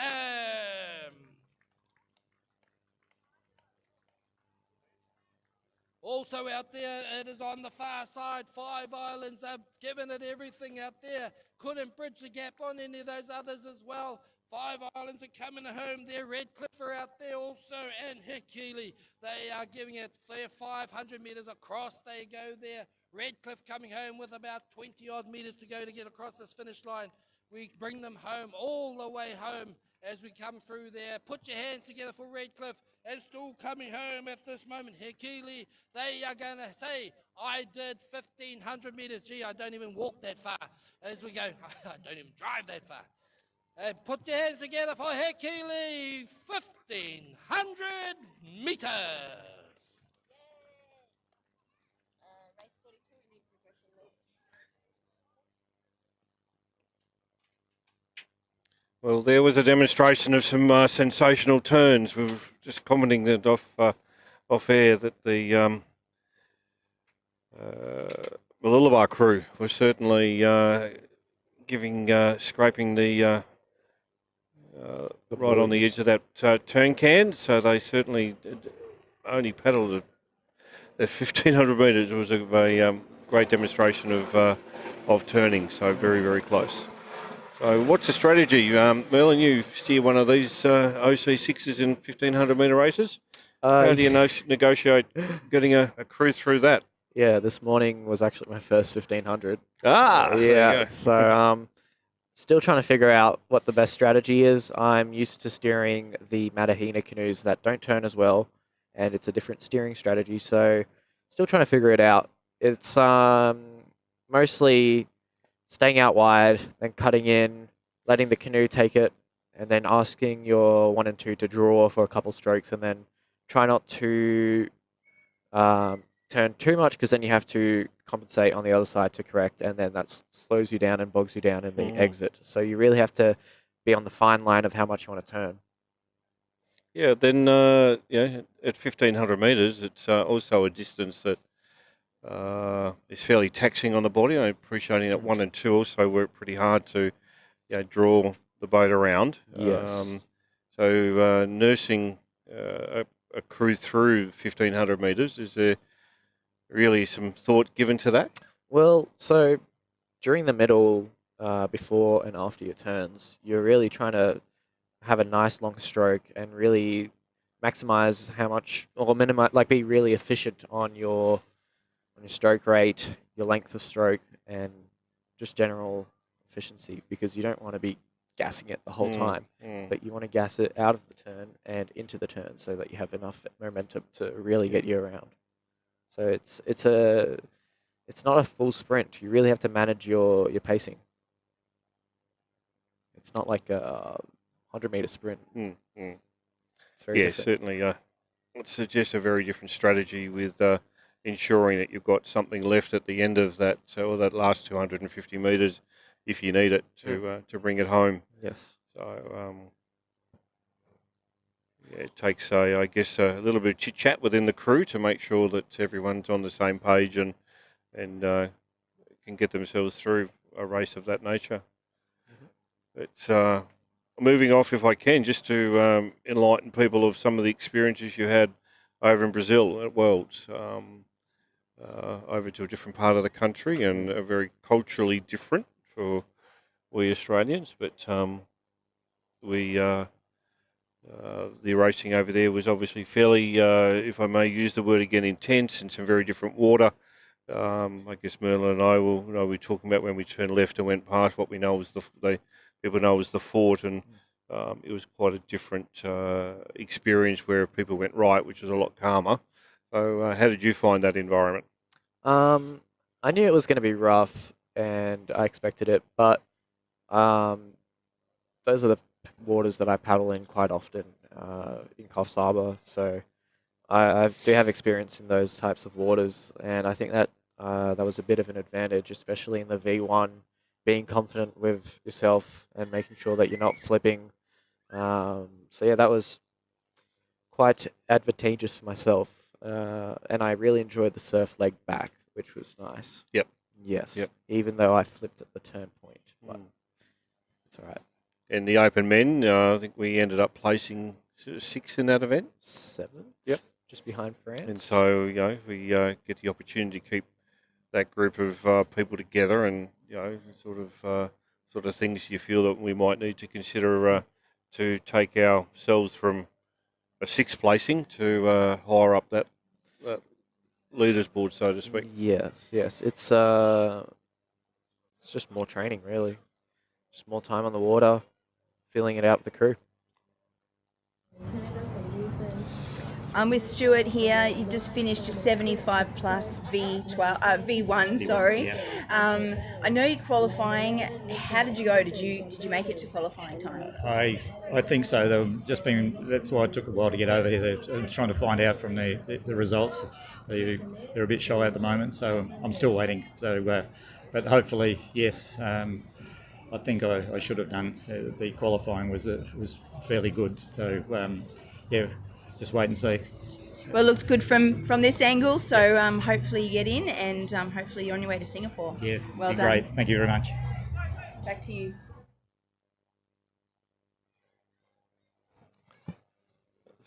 Well, they're having a chat, Stuart from Hurricanes, and the opportunity of him making his way through to world qualifiers, and say over in Singapore, which we believe will be a fairly unique event, in that they're looking to do night racing over in Singapore, because that would help the paddlers in the fact that it's going to be fairly warm. Yes. I hear. Yes, it's very similar to F1, where they have the race at night, just for humidity sakes and just trying to stay cool. Mm. So very unique and different space for what obviously we enjoy here in Australia, but maybe in our line opportunity we need some floodlights, to here on a lake, to be able to experience the same thing. So I think it'll be pretty cool. it wouldn't be pretty. It would be pretty cool. It'd be quite unique. I think it's to see something of that nature, experience that. So. Yeah, so the formula comes down to, as you've alluded, more time on the water and probably a bit of blending and making sure things happen, out there on the ocean and experiencing the different conditions that help crews come together. Yes, So you really need to push your limits. If you're staying in a safe space, it's good, but to improve, you need to be almost uncomfortable. Because otherwise you just get too confident in flat water. Not saying you should go out there in crazy storms, but No. a bit rough conditions. Never hurt anybody. No, well, obviously the sport in itself ensures that we are safe enough to do the things that we want and need to do and to develop in the same time. But as I say, create a challenging environment rather than that safe environment where it's the same, won't get us to where we might want to be into the future. And so taking those opportunities once they're created is a good thing, I feel. So, but is that a part of is there a discussion here around the depth of our paddling within the sport? Can we look to other opportunities for the sport to develop and access either individuals or promote ourselves to other paddling environments? I believe that we should probably have more challenging races, more challenging courses that really push us to our limits, and also more interesting courses. Mm-hmm. Maybe more downwinders, maybe more changes races, just really mixing it up, because otherwise it just gets repetitive and then you lose interest. Yeah, and I guess we're no different to any other sport out there that would be aiming to keep people involved in the sport, or in this case our sport, where they'd be doing the same in their own. So it lends to us being creative and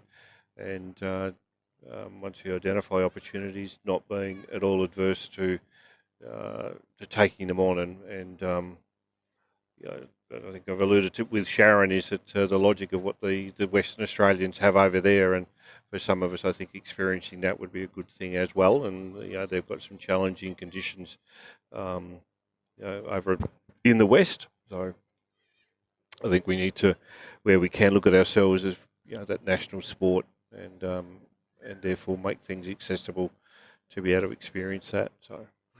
On the water at the moment, we've got some V1s on the transit lane that are making their way down to their start line, and what looks to be waiting their turn is the next heat of the Open Women 1500 crew. So we have under 19 boys V1. I don't know that it is. No, I don't believe so. No.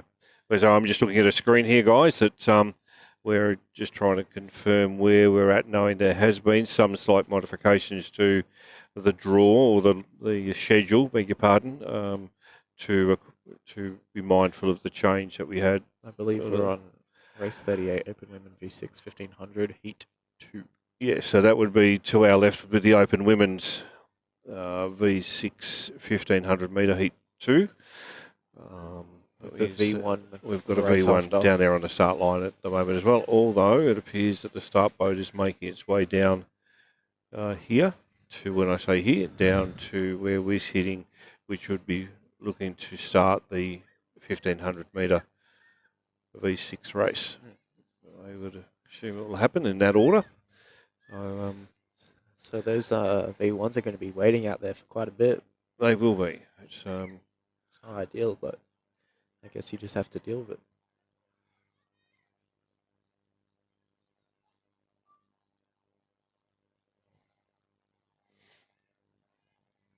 So the pause at the moment is that we're just waiting to see what's happening on the course, which of the two events they're starting first. Hey, we're not too far away from a start, folks. Not too far away, just contemplating which end we're starting on. There's paddlers at both ends of the race course, but the starting boats are coming down this end. Unless it I'm knows trying these to be guys. logical here. That means that we're starting at this end. Yes? Anyone want to argue? So we hope that those V1s don't start at the same time. Okay, we have a white flag, and I believe it's down here at the start-finish line in front of us. I'm not sure. There's some people on the beach over there.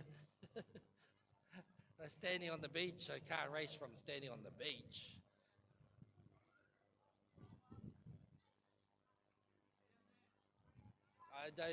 I'm not sure where they are.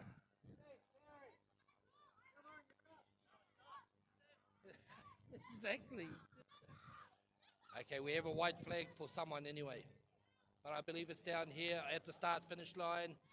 They're all coming out now. Here they come.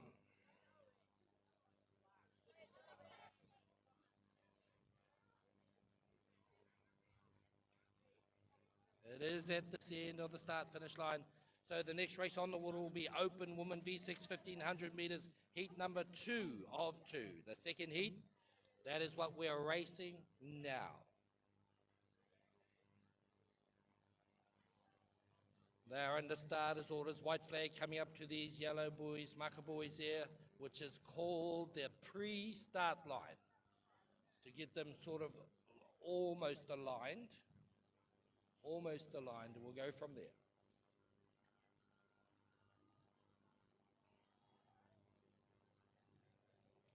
Should see a red flag coming up shortly.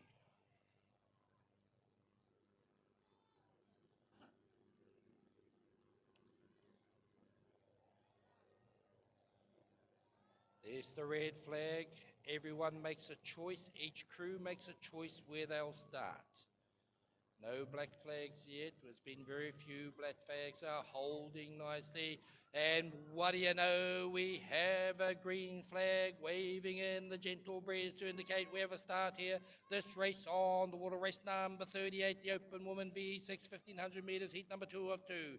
Lane 2, closest to us on the spectator bank, it is Maya Rigi Canoe Club. In lane 3, it's Kwalana Awahine, they call themselves. In lane number 4, Canoe Academy Open Women are there. In 5, it is Gold Coast Open Women and Sunset Bay Open Women on the far side. We'll take them up to the first turn because there's 5 turns, and then we'll have a bit of announcing in between and getting the calls in as well. Once again, who's got a bit of a jump out there, looking like they've got a bit of a lead anyway. From inside them, we have closest to us there. It is Maya Rigi Canoe Club, Kwalana, looking like they had a good start out there. And also on the far side there, we have Gold Coast looking fantastic. And the far side, Sunset Bay are up there or thereabouts there. And let's see who goes into these turns first as they start to approach that 250 metre mark. We're looking out there also on the far side there, Sunset Bay down here, Kwalana as well. Kwalana go in first, look at them go. It's not just about who goes in first though. You've got to negotiate 180-degree turn as they come around there. And they pull the front of that canoe around, and it seems like they've gone out again. Everyone's into their turn now. Who comes out first? It looks like Kwalana got around there in lane number 1, looking pretty strong out there also. That would be Maya and Sunset Bay on the far side. Here they come with 4 turns to go. Some more calls. Second call for race number 43, Golden Master Women, V12 500. Lane 4, Sunset Bay Golden Master. Lane 5, Kwalana, Jinbi Girls. Lane 6, Towakai Mollymook, Towakai. Lane 7, Hanamuna Golden Master. Lane 8, Nusa, Knockout. Lane 9, Hikili OCC. Lane 10, Central Coast, Manawahine and 4.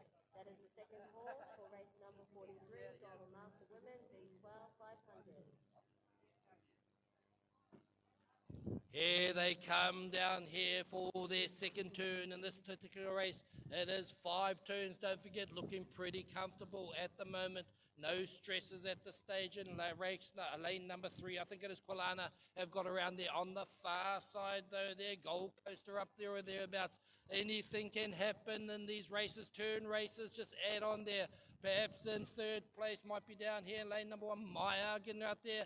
Around they go. Let's see how they negotiate this turn. Lane seat 1 digs in. Look at, oh, that is very nice. Oh my goodness, they just need a paint job on their waka now. A little bit wider down here in lane numbers 2 and Maya gone a bit wide. Oh, look over on the far side there. Did very well. Gold Coaster there or thereabouts too.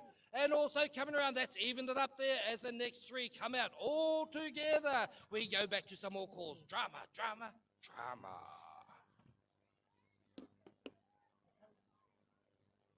Calling first call for race number 44, Open Women, B12 500.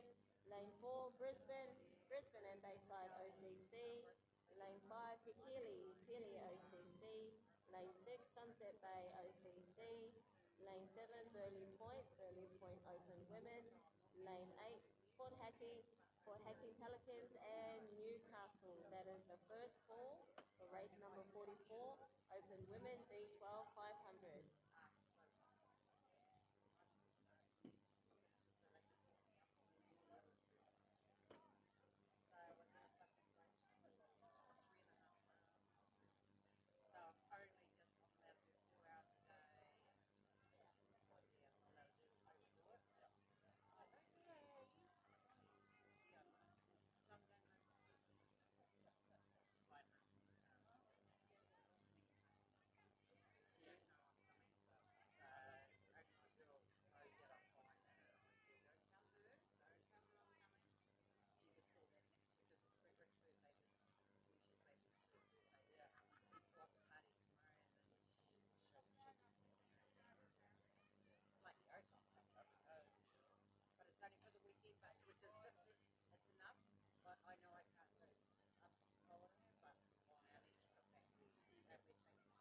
Yeah, I'm going back to Nashville. Okay, they've negotiated their third turn down there, is it? It is indeed. Let's see how they go. Looks like Quilana have got themselves a handy lead and they're extending it each time. It appears to be that way, but anything can happen on these particular turn races. So we have Quilana in lane number 3. They've got around there on the far side there. Also, who's out there? It looks like Gold Coaster there, but also in the middle of the race course as well.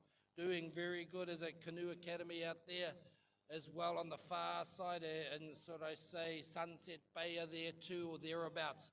Down here in lane number 2, it is Maya. Has to drop back a little bit, but anything can happen. As I said, let's bring them around this penultimate turn, the 4th turn down here. It is Quilana at the moment, across from the west coast there, who are bringing it down and coming into their second to last turn, lining themselves up. Everyone's got a role to play as they try and nail this turn and get around there. Oh, they've been practicing well. You are kidding me. This is just amazing turn displays as they get around there and out they go. Let's see who's out there now. Next in line is Gold Coast and they're getting around their beautiful turns as well. Inside Gold Coast there we have Canoe Academy as they get around there. They are in a definite 3rd spot and they hold it as they go around there, and we'll just carry on there as they finish off there and go and they're going up there. And we go back to some calls if we need to. We need some calls. And so there's a bit of drama there. Away they go, folks. Away they go. Yep. You're doing good. Third and final call for race number 43, Golden Master Women, B12 500. Lane 4, Sunset Bay Golden Master. Lane 5, Quilana, Digi Pearls. Lane 6, Kawakai, Molly Mook, Kawakai. Lane 7, Tanamuna Golden Master. Lane 7 is Noosa, Knockout. Lane 9, Hikili OCC. Lane 10, Central Coast, Manawahine and Port. That is the third and final call, race 43, Golden Master Women, B12 500. Second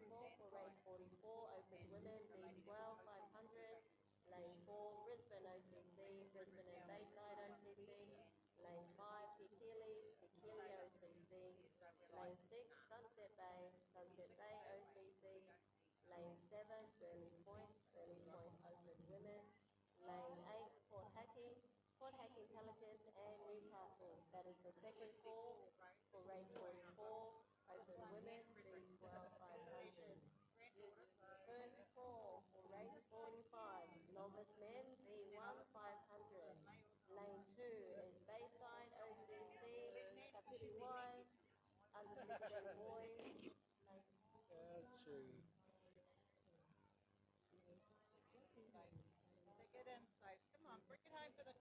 Yeah.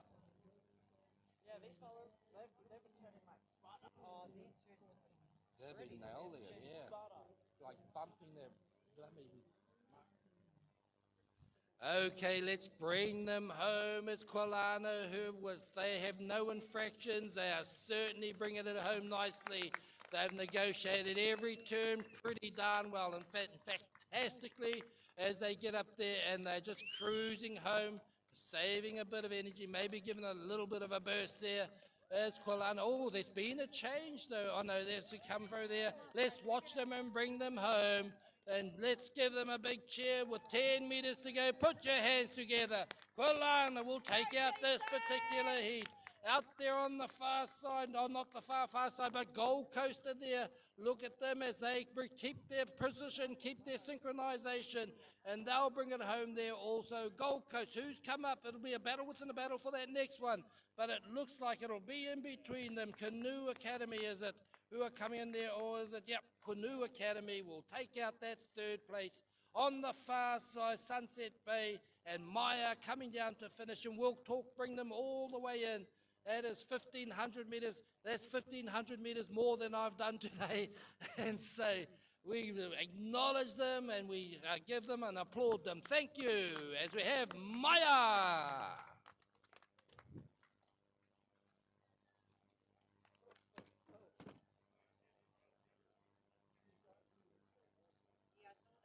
We're on third and final call for race 44, open women, V12 500.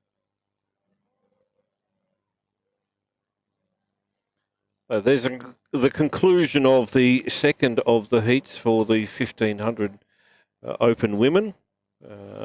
Again, watching some exceptionally good turns for the ladies, as it was suggested that obviously they've been out in the water practicing those turns, which certainly helps them get through the event as expediently or as quickly as they can. We're looking for a different word and all of that, but it was certainly a good demonstration of OC6 turning for some of the crews. So, we've got the V1s down there waiting for us at the moment. That would be our Golden Master men, which is a final. So you can see by the drone footage out here, the lake is certainly flattened right off. The weather has cleared up, although there's a little bit of rain off to our right, which is up over the mountain, so optimistically it'll leave us alone. The schedule today is running around about an hour and a half behind, so we'll be here for a little while longer, and then obviously the presentations for today's racing for those finals that we've had will happen later on this afternoon. The V1s are under a red flag, so they're moving forward to the pre-start line, or up to the start line, beg your pardon, and then we're waiting for them to get the green flag to go, which they have just got.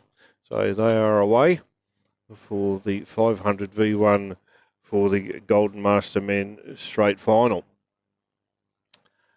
So it'll probably be a little bit of tough conditions for them and on the flat water as they're on their way down. So Merlin certainly enjoys a 500 metre sprint, won't you? Yeah. On a V1? It's not too bad. It's a good distance. Mm-hmm. Can't go all out. You really have to pace yourself. You get a nice explosive start, then long and strong. Punch it a little bit more around the 250 mark, and then really explode in those last 100 meters. It's all race strategy. And make sure you stay in your lane.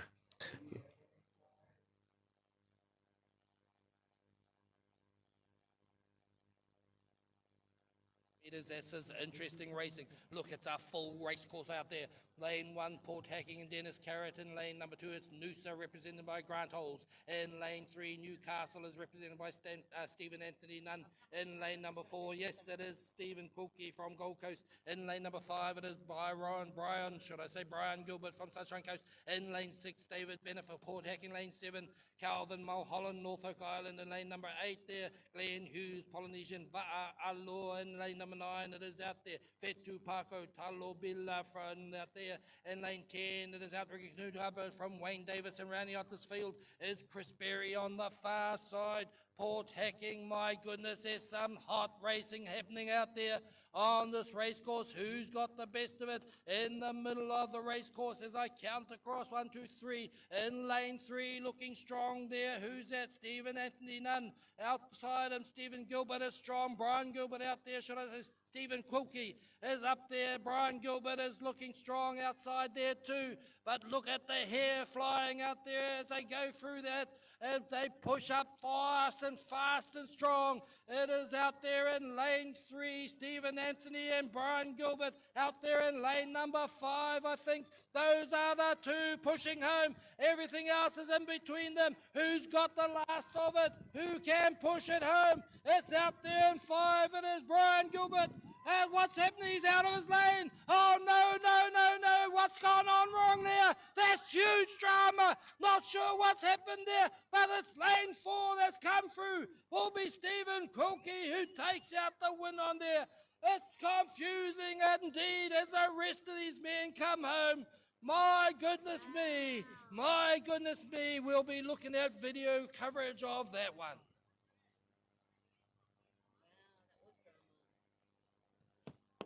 Second call for race number 45, Novice B1500. Lane 2, Bayside is Bayside with Kapiti Wide for the 16 boys. Lane 4, Kalana Ba'a, Simon Atkins. Lane 5, Rockingham, Dada. Lane 6, Sunset Bay, Brian Wilkinson. Lane 7, Rockingham, Winnemere Forsyth. That is the second call, race number 45, Novice Men B1500.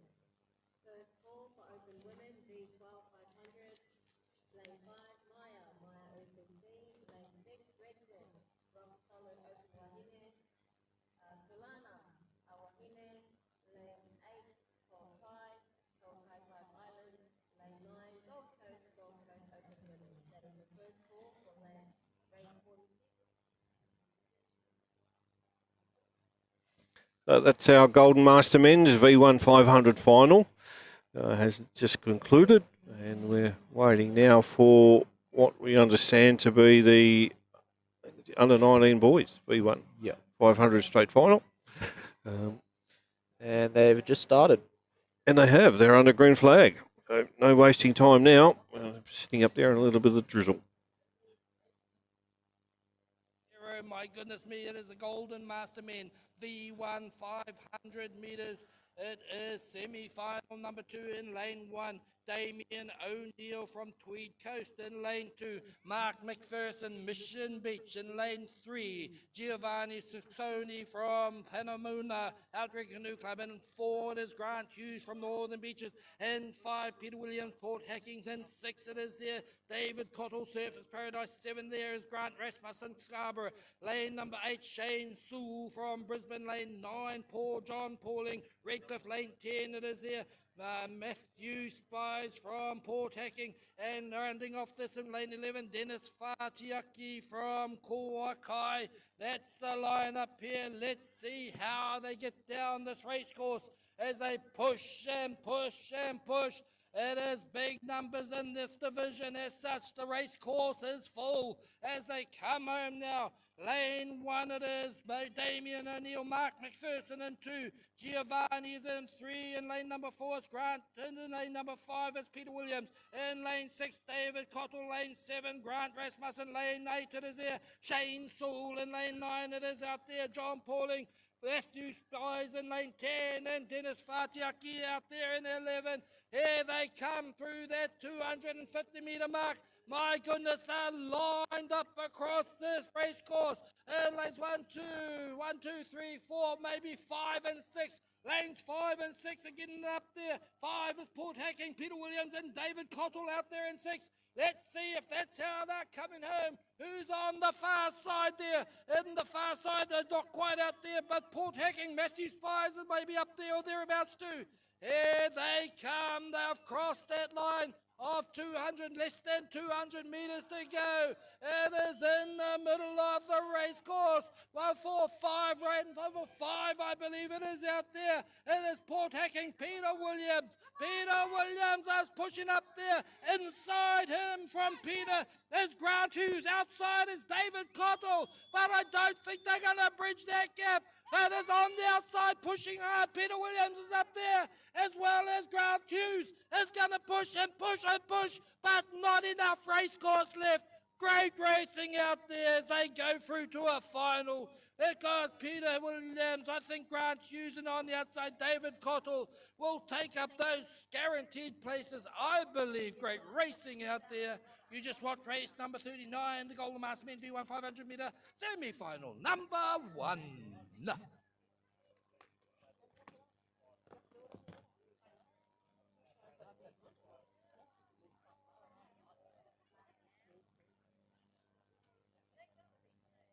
Third and final call for race number 45, Novice Men, V1 500. And just a correction, the following paddlers. Well, so it doesn't take us too long to pick up that we've called the wrong age group. Grant Hughes gave it away that he not under 19 boy. So we certainly had the Golden Master men there in their V1 500 metres straight final, and the under 19 guys are heading down the transit lane right now.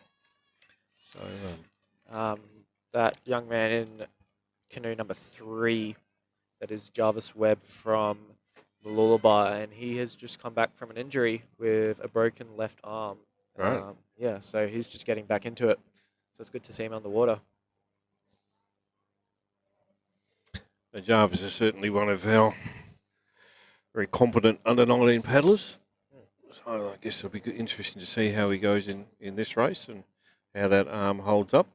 So fitness he's got in the body. So,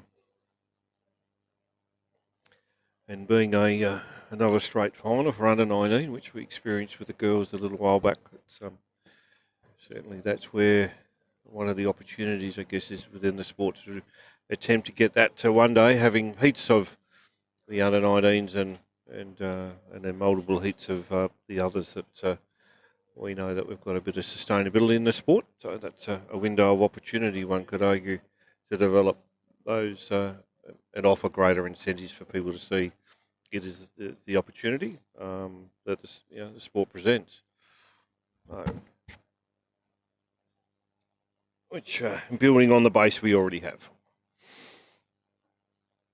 And I guess if I may, then that's sort of where, Merlin, you've got, getting that international experience and sharing your thoughts with people of that age group optimistically keeps them around. Yeah, it's definitely a hard time to paddle at. You've got so many things to focus on: school, life, and then having to paddle as well. Just takes a big time commitment. What sort of things you think, from a coaching point of view, our strength and or limitations within the network at the moment? Where do you think we need to head with that, with some of that international experience that you've had that you see other people? I think the coaching can be more specialised for the younger ones in the sport, and also just supporting them with their goals, not only financially but also mentally and physically. It's just a lot of commitment from families, so to have some backing from AOCRA would be really nice, or extra backing.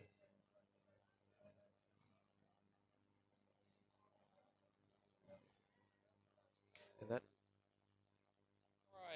O'Brien, Sunshine Coast, lane 7, It is David Atkinson, Sunshine Coast as well. Okay, heading up in front of us, going up past the spectator bank, lane number 12, Adam Dada. Okay, Rockingham Outrigger Canoe Club, all the way from the west coast on the other side of this big island. In lane 10, Brian Wilkinson, Sunset Bay. Lane 8, going past us, Ewan Taylor, Noosa, representing Noosa. Lane 9 heading up there, Simon Abbott, Coffs Harbour. Lots of different clubs represented here. Last but not least, absolutely not, in lane 11, heading to the start line for this final, Richard Anderson representing Melbourne. Looking forward to that race. All the races. I look forward to all of them.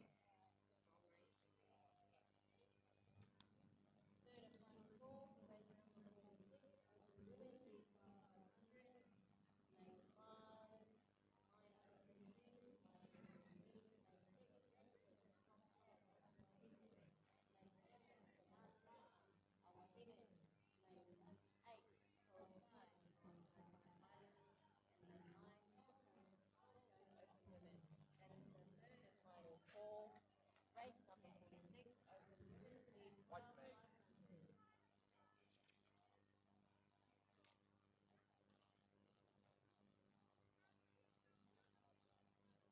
Remember, this covers two columns. Oh, it's only 3 races. Another page. Okay, we got the timing there as we have a green flag still flying in the breeze to indicate a start in our next race on the water, which is race number 41. It is the under 19 boys V1 500 metre straight final. There is no seeding in this one. They've just been allocated their lanes. In lane number 2, it's representing Bunbury Boy Masters OCC, Mania James Murphy. In lane number 2, it is Jarvis Webb from Mooloolaba. In lane number 4, it is Kairaina Walker Quilana Va'a. Lane 5, Navu Tiariki from Redcliffe. In lane 6, it's Dion Garcia from Redcliffe. In lane 7, it's Zane Anthony Sito from Brisbane. And rounding off this one is Lincoln Darvell from Rockingham. That's the way they line up in this, the under 19 boys V1 500 metre. It is a straight final. They're racing for gold, silver and bronze. So we are going to bring them and call them all the way down this race course. Let them know you're there to support them, those people that belong to those clubs. Give them your voice. They can hear you out there on the water. Who's getting up there? There's no seedings in this particular division because this is a straight final. But looking like it's looking strong out there. In lane number 3 and 4, perhaps is looking the strongest at the moment. In 3, it's Jarvis Webb from Mooloolaba. Also Kairaina Walker in lane number 4 from Quilana. Those are the 2 that have sorted themselves out. They are going neck and neck at the moment. I think they know each other pretty well as well. As it's Kai against Jarvis, it's Kai against Jarvis, Jarvis against Kai. As they come up there, it'll be a bun fight for the rest of those placements. But here they come. It is Jarvis has got it out there. Can Kai bridge a gap at this stage? I think Jarvis has got a nose in front. Kai is there right beside him. Who's on the far side there? We'll look at it as we go up there. It is across the side. So Brisbane is out there. Kai or Jarvis. Jarvis or Kai. Here they go. Kai, Jarvis, Jarvis, Kai. They're putting in the big one. Jarvis is pushing. Kai is trying to respond, but Jarvis has got it at the moment. Here we go, folks. It is out there. It is Jarvis who will take out this particular final. Jarvis, Kai. On the far side, who is it out there? Perhaps Brisbane. There's a Zane Anthony Sito, I think, got up there for that bronze medal. Great racing out there. And look at these beautiful women down here in front of us as they head up to the start line. Oh, it's racing everywhere. This is crazy. That was a good race.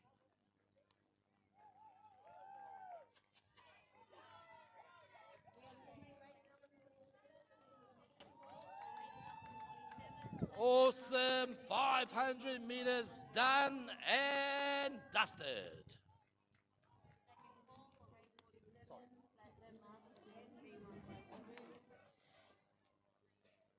That was a good battle back there It was a very good battle between And, Jarvis Webb and Kai Rayner. Kai Rayner from WA. It's pretty hard to get some good competition over there for their sprints. So especially in the junior age group, it's good to see these two battle it out and see Jarvis come back from an injury so strong.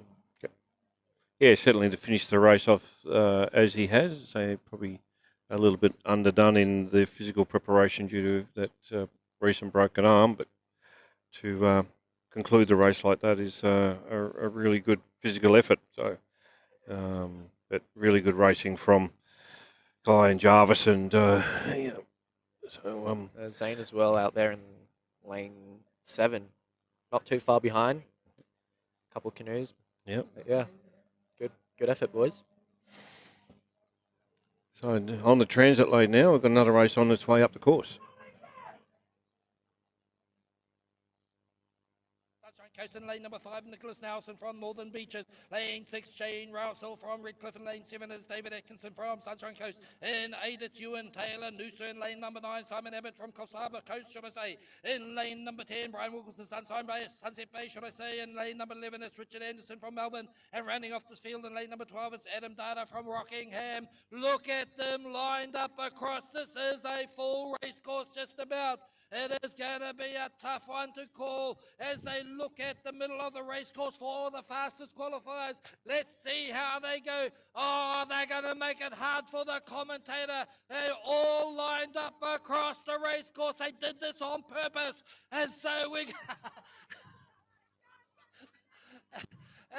we will call them the best way we can. I still can't see someone who's made any break out there. 2, 3, 4, 5. Maybe across there in lane number 6 is looking pretty strong. 6 and 7, I'd say at the moment. Shane Rousel and David Atkinson maybe pushed up there. Is that how it's looking to you out there? Shane and out there, Rousel and David out there also. Here they come. They are going side by side as they come up there. It's Redcliffe out there and Sunshine Coast, is it? As they go through now, here they go. We are going to focus on the front of this race course because that's where it's happening at this time.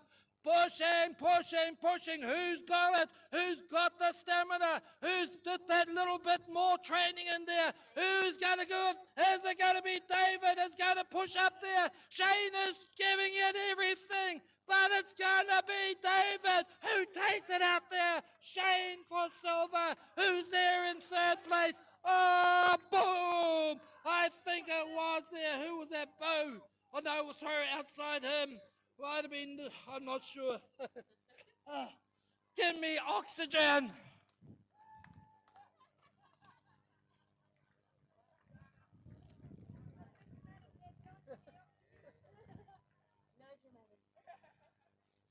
Oh, great racing out there, folks. It's good to hear you giving them a shout and a cheer out there as well. We haven't got too many more races to go, but they're going to be just as exciting. More calls to come. Third and final call, race number 47, Platinum Master Man, V1 500. Lane 3, Noosa, there's Abbott. Lane 4, Port Stevens, Tony Compton.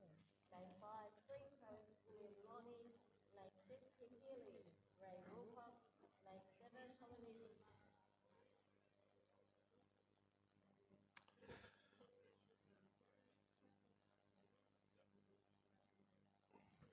Our Mastermen V1, another great race out there on the course.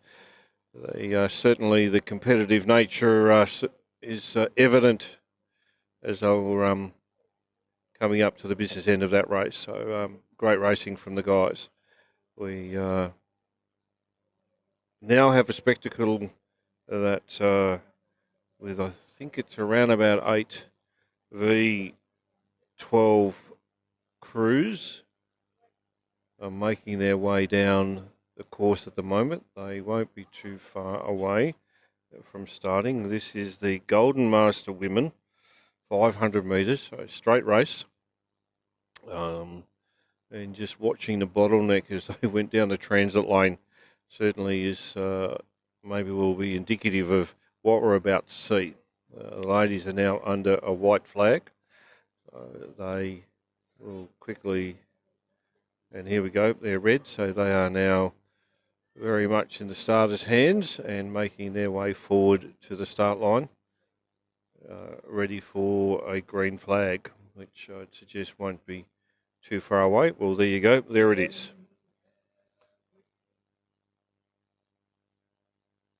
43, the Golden Master Win V12, 500 metres. This is another final. It is a straight final. Lane forward is Sunset Bay Golden Masters in lane number 5. It is Jindy Pearls from Kulana. In lane 6 there it is Koakai and it's Mollymook Koakai.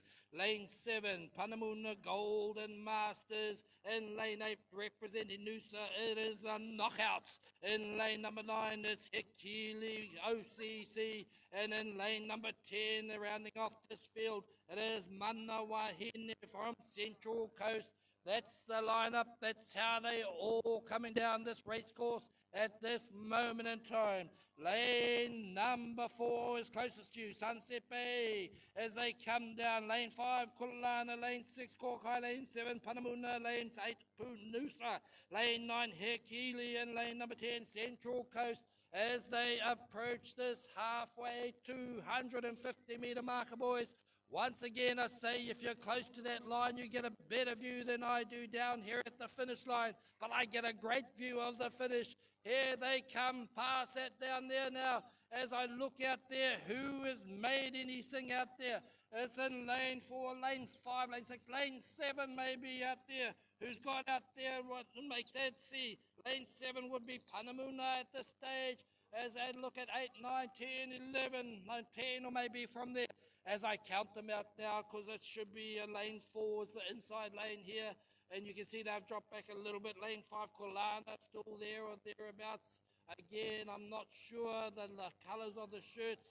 People may be in different lanes, but it's in the far side there. It looks like here Keelan out there, and also beside them, inside them is Noosa, I believe. And so they are going at it head to head at the moment. Looks like it is it. Hekili and Noosa, is that what I'm seeing out there? As we go out there, Central Coast drop back a bit on the far side. But it's neck and neck at the moment. Let's push them along. It's going hard out there. They are going stroke for stroke as they go up there. That's going to be, oh, look at them go. That is just too close to call between those two. I think it's Hekili and Noosa how to go out there. And then third place is down there, 1, 2, 3, 4, and from there. So it must be about Panamuna who've got through there and Koakai as the rest of them finish in a blanket finish.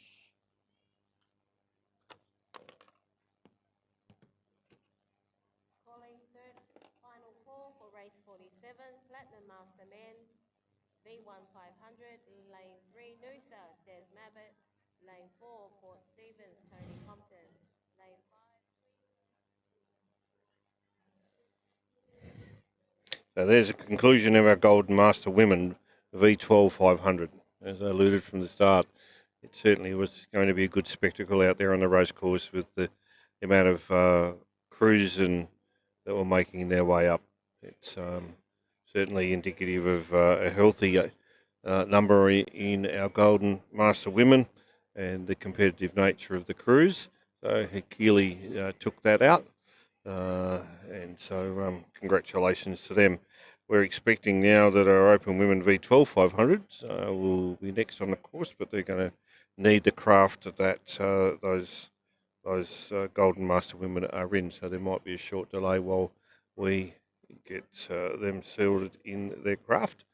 So Merlin has left me. He has made his way off for a little bit of respite, but certainly good having Merlin alongside me here this afternoon. Merlin certainly is one of our up-and-coming paddlers. He's experienced in such a tender age, some international experience, and we're optimistic he might be willing to impart some of his knowledge on some of the junior members within the sport, so we may be able to demonstrate to them that there is a pathway for them in the sport and keep them engaged, certainly as they transition through their school years and other things that happen when when people, young people get to 16 and 18 years of age. The growing up issue, so to speak. As the day sort of draws to a little bit of a close on the water, we have, I think it to be around about 7, 8 more events to go today. So all in all, as much as we are running a little bit behind time, it's been a good day out on the water with some excellent competitive paddling and again a great demonstration of where the sport is at here in Aussie.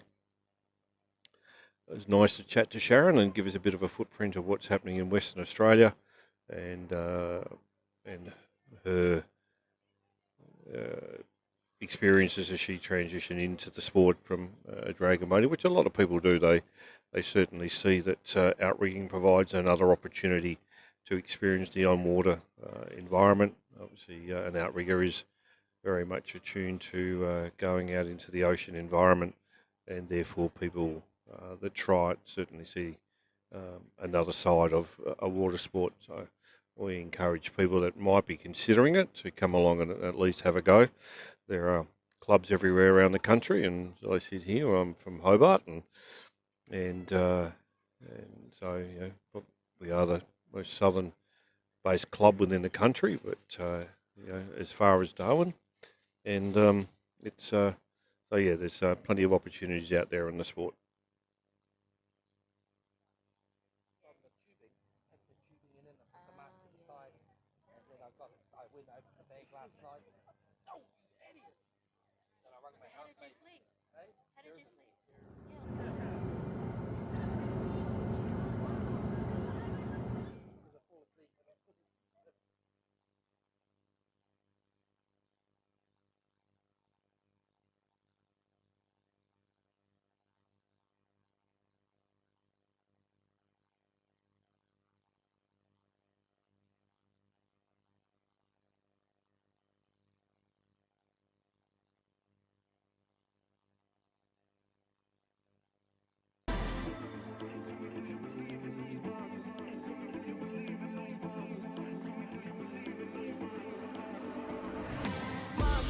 Tell me, do you believe in those monsters? I'm talking dreams so big that they'll haunt you, or they'll calm you. That's how you know if you gotta go and get to win and not conquer. I had to go out and get it without a sponsor. Kept it real, never crooked, yeah, that's honor. Now I can go out and get it how I want to. Hashtag bless, I choose.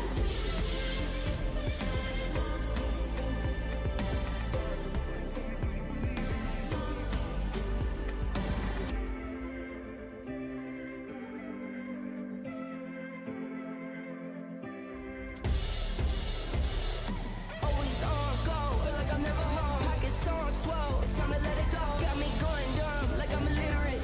Know you feeling it, I got you feeling this. Heat rise, have you ever stayed up to the sunshine? Came through fourth quarter in a crunch time. Need to go flee on the run like just one time. Have a fun time.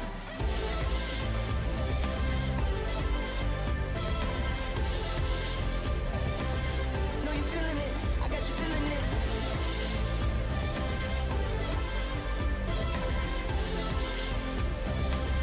Know you feeling it, I got you feeling it. I'm going way up, like to the moon. Get up and get it, yeah, I zoom. Money keeps falling, I need a broom, I sweep. Straight off the humble, I don't tweet. Family around me don't say a peep. Got what you need, so what you need. I'm in the earth, plant my seeds, and I ain't watch them grow till I say my piece.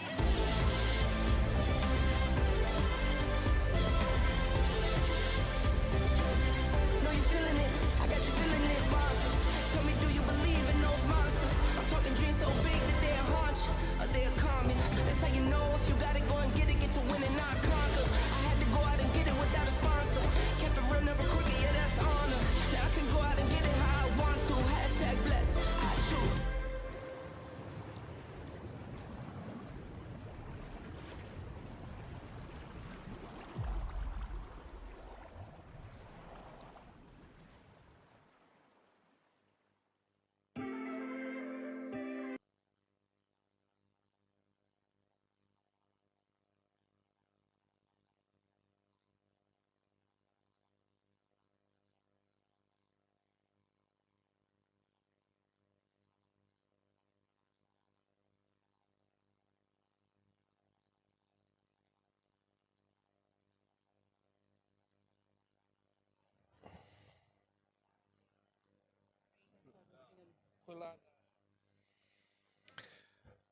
A little bit of an ad break there while you have a quick lean around some of the sensational venues that we have hosted our regattas on. A quick snapshot of many of the coastlines around this country that we get to enjoy on a weekend paddling our craft, be they OC1s, V1s, OC6s or doubles and the like. So it gives you a wealth of opportunity to see this wonderful country and, if I may, even better still, some of the lovely beaches that we get the opportunity to paddle in. What we're looking forward to next, though, is the Open Women V12 500 metres, heat 1 of 2. And then we'll have, moving forward to the Novice Men V1 500. So our novice paddlers are those that have been in the sport for less than 2 years. So they get an opportunity to paddle in all the other age groups, but they also get the opportunity to paddle as a novice paddler with people potentially around their own standard and at least experience rather than standard. So with their own experiences within the sport. And so that's a great opportunity to introduce people into the competitive nature of our sport. But notwithstanding, and on that note, our sport is certainly geared around those that don't want to paddle as well. So we introduce people to the social paddling environment where it might well be keeping fit, coming along as a family and introducing the whole family to the sport in a non-threatening but safe, enjoyable environment. And as I was alluding before the ad break, the touch points around the country is that you won't find a state without paddling in it. And so if it's something you'd like to consider, jump onto the AOCRA, Australian Outrigger Canoe Racing Association website, and have a look at your location, and you're likely to find a club not too far away that you could join and be introduced to the sport at any level that you want to avail yourself of. So whether it be social, give it a go, have a taste. There is a 6-week come and try period that's available to any new person wanting to enter the sport, and as I alluded a long while ago now, from the age of 5. Our oldest paddler here today, or over the course of the weekend, is I think 90. So it does demonstrate that we've got a fair age footprint within the sport. And so, what's available to people is certainly a sport that you can do for life, in a very supportive environment, great culture, and something that I'm sure that if you give it a taste, it will appeal to most. So I can see up the course that the V12 crews are lining themselves up. So this is the Open Women's V12 500, heat 1 of 2. Again, I'd suggest this will be a fairly hotly contested race today. So I think handing over to our commentator here in a short while. They're not in starters orders, so I dare say they're sorting themselves out. Make sure, yes, they are. They've just gone, a white flag has been raised, red flag shortly thereafter, which is now up, and therefore green won't be too far away. I'll hand over to the commentator to take over. That should change to a green very shortly. Hopefully not a black. We haven't had very many black flags, actually. Green it is, indicating we have a go in this next race on the water. It is race number 44, the Open Women V12 500 metres, heat number 1 of 2. Lane 3, that is Bayside, Rocky and Combination out there, representing both those clubs. In lane number 4 is Brisbane and Bayside also out there. In lane 5 is Herculeo Outrigger Canoe Club. Lane 6, Sunset Bay Outrigger Canoe Club. Lane 7 is Burley Point Open Woman. And lane number 8, Port Hacking, Pelicans and Newcastle, they call themselves. They are getting through the first 100 metres. Let's get through to the halfway mark, the 250 metre mark, and see who's who and how they've sorted themselves out. They are all coming down there looking like not anyone is standing out too much at the moment as they come up to approaching that 250 metre mark. And I look out there, there's no seatings. This is a heat, ladies and gentlemen. I think it is a heat out there. And so there's no seatings at this stage, but looking strong on the far side out there. Perhaps in lane number 7, Burley Point, is it?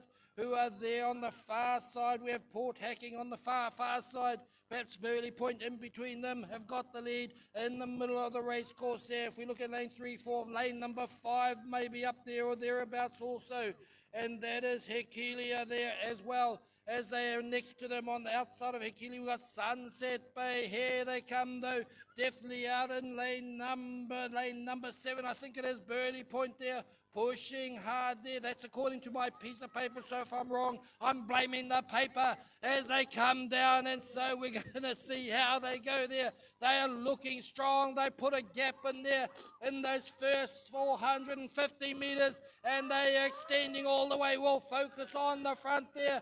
Let's bring it home with them as they're out there. It looks like it will be Burley Point who brought it home there, ladies and gentlemen. Put your hands together as Burley Point take out this particular heat. And outside them, who's going to be up next? It was Port Hacking out there. Who's down there? Lane number 5 is Sunset, Burley Point.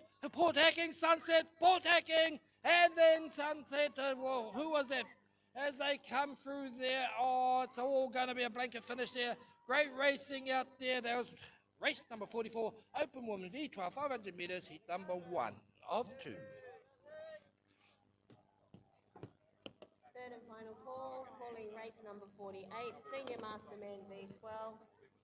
Lane 5, Scarborough the Dirty Dozen. Lane 6, Hekelia OCC.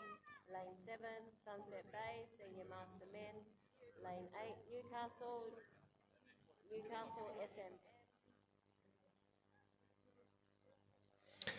A conclusion of our first of the V1 500 metre open women's sprints. Dominating performance there by our lead crew. I'm just trying to pick up who the crew was, but can't from where I'm sitting. So, but a very dominant performance there from them. So what we're now moving to is the Novice Men V1 500. And great opportunity for those guys to experience racing, potentially for the first time.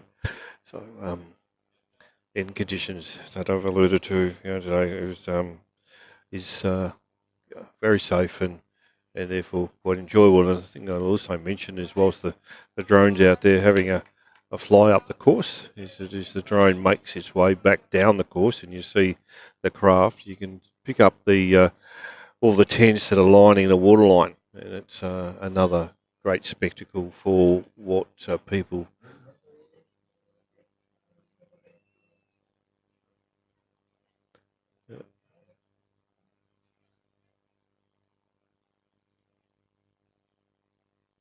breeze once again.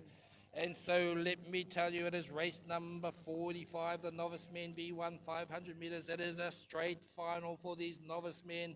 Lane 2, closest to you is Bayside Tapiti Way.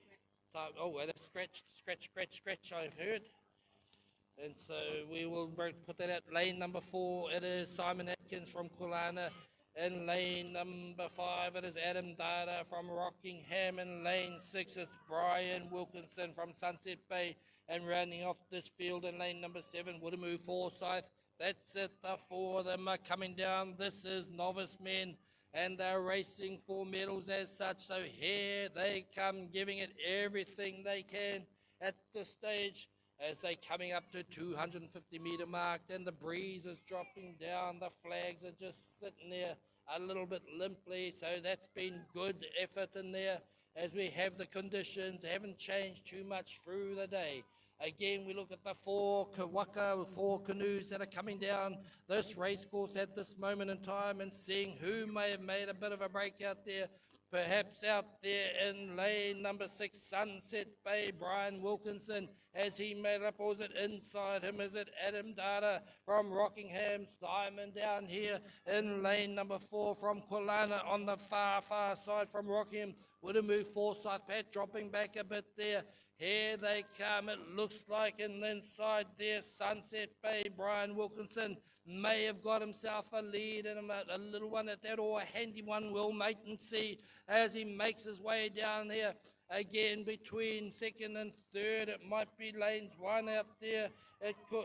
Lane number 4, Kulana, Simon Atkins and Adam Dada. They seem to be side by side at the moment. But in the front, we'll focus on that from Sunset Bay. It's Brian Wilkinson who's putting in the big ones now, reaching long, definitely changing over, making sure to keep his waka straight as he pushes. It's going to be a battle between Rockingham, both Rockingham paddlers out there at the moment.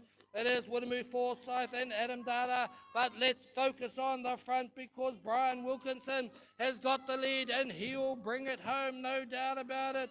He will bring it home, and so let's put our hands together. Brian Wilkinson, and inside him it will be Adam Dada, and then inside him it will be Simon Atkins, and then on the far side it will be Woodamoo Forsyth who will bring it home. Also great racing out there in this race number 45 novice men V1 500 metre straight final. No, that was, someone came to tell me that they were in race 21. I was like, oh, okay. Because I kept looking and going, why are they here?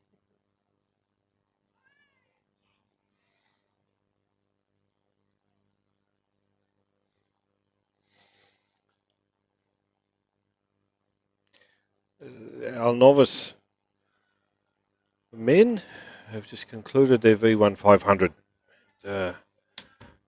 Show there that certainly our winner was pleased with the efforts, and I congratulate all of them for giving it a go. And V1 is not necessarily, when you're first starting the sport, the easiest craft to master, but it's certainly the craft that where possible every member should attempt to do so, and over the course of the journey without rigging. So the V1, for those that aren't aware, is a single man craft that doesn't have a rudder, by comparison to an OC1, again a single man craft but does have a rudder. Our OC6s, and in this case we've got the V12s transitioning up to the start line again for the second of the Open Women's V12 500 metre sprint. The steer at the back of the canoe in the sixth seat is the person that needs to steer the boat. So that in itself is another skill that I think every member should have the opportunity at some point in time to learn how to steer the craft. It certainly helps clubs be self-sufficient and members understanding the skill sets that are needed to steer one of these craft safely, and if they experience different waters, not only the conditions that we're seeing here today, which is on a lake and obviously very flat, and but notwithstanding, it's a great skill to have, part of a person's development in the sport.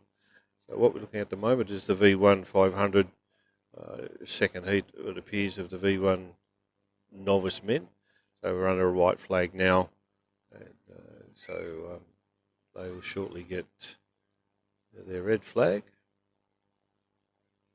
which they now have, and so we'll hand over to the commentator to bring them down the course. They've gone back under a white flag.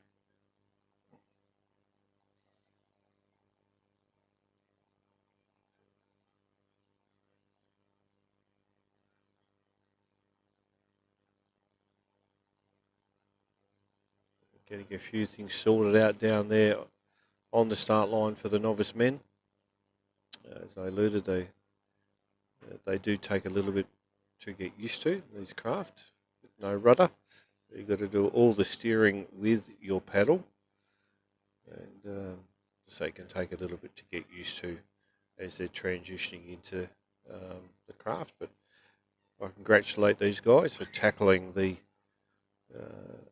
event and having a race in them. So they're now under red flags. Optimistically, they'll get green here shortly, and they'll make their way up the course.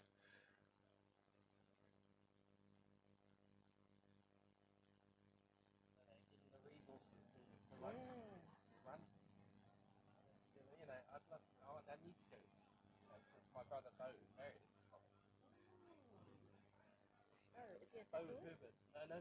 My brother Bo died quite a way back, and his wife was Chrissy Murray. Yeah, but from Compromise. Yeah. Does she still live there? No, both my brother and That's sad. yeah. But her father over there, so Yeah. their children are half Rarotongan. Yep. Half coloured. Oh, it's beautiful. I haven't been for 6 years. Yeah. And I forgot. It was really back to basics. Yes. I'm sitting in the car, I'm like, oh, press the button. Oh, I've got to put my foot on the brake. Yep. And then I was like, oh, the boots. Yeah. I'm like, why is it not opening? My husband's going, yeah. Manually, and I went, oh, I'm so spoiled in Australia.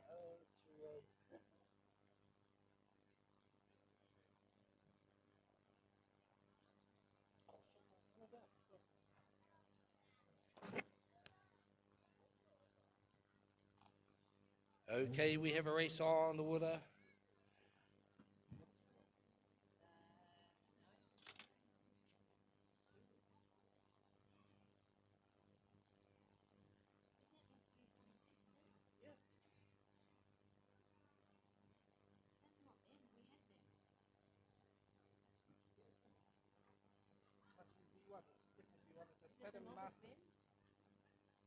No, we had them on Novice.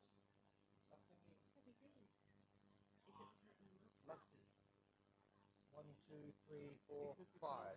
1, 2, 3, 4, 5. Okay, I think this is the Platinum Masters that's coming down now. It means it is Platinum Men V1, 500 meters.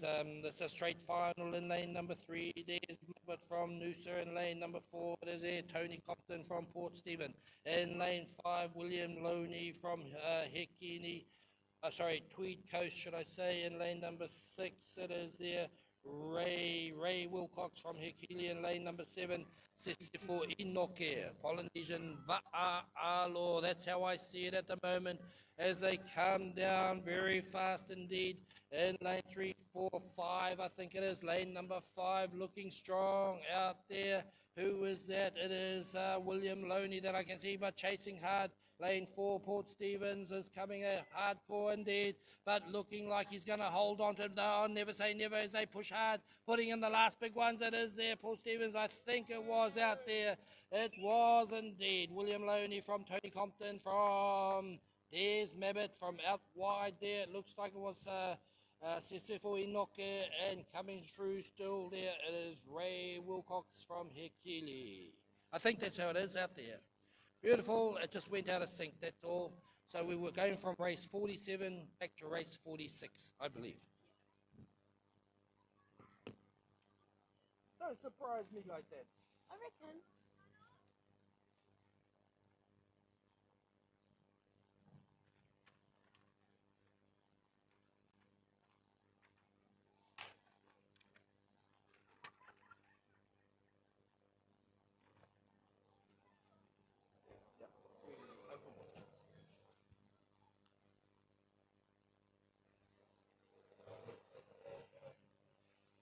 So don't get confused. We raced 47, now 46. It is the Open Woman V12, 500 meters, heat number 2 of 2. We have a white flag. I'll let you know who's on there once we get the green flag flying in the breeze. Again, the wind is a bit of a mixed wind across the whole race course. You can see where it's smooth and where the wind is rippling. White flag, they under starters' orders.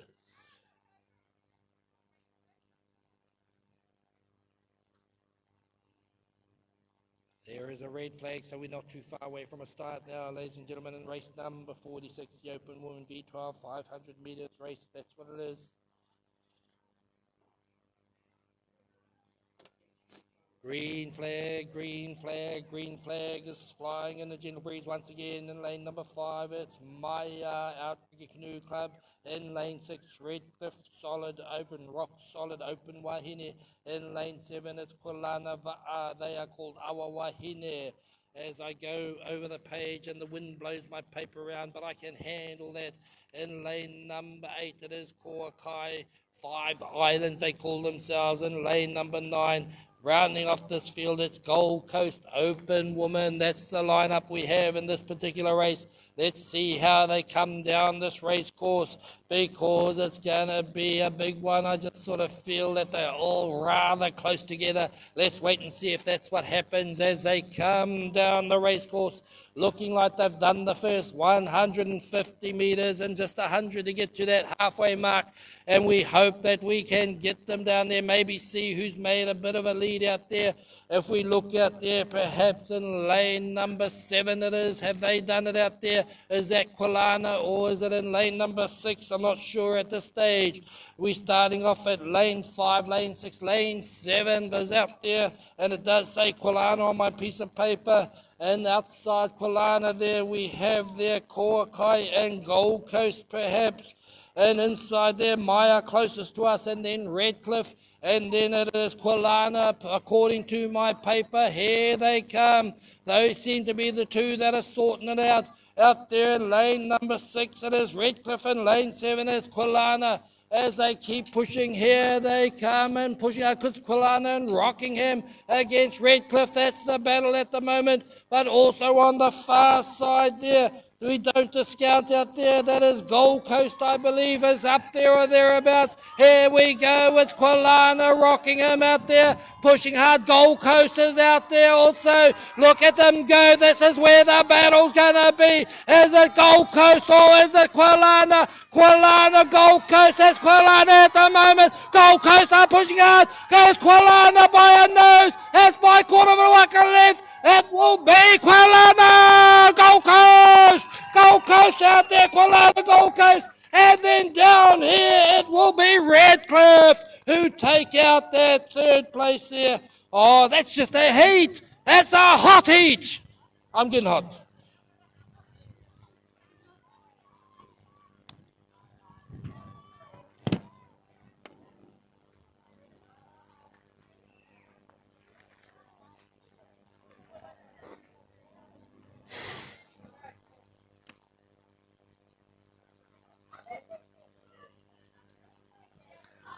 And as the clouds clear and the temperature heats up, so does the racing. That wasn't a too bad a race there in the second of the two 500 metre V12 events for the Open Women. Very, very close. So, again, the sorts of things that you hope the sport might be able to achieve with the quality and calibre of the members we have within the sport. So great racing, ladies, well done. So there will be a short delay because the craft that the ladies are in will going to be used for the senior master men's V12 500, so they'll need to transition their way up to the start line and get themselves sorted for their event, which will then lead on to the under 19 girls V1 500. And then to conclude day one here at National Sprints will be the elite men's V12 500. Elite being those people who are looking to qualify for Worlds in the elite category, which is one of the two categories at the World Championships where you can have the club category or an elite category.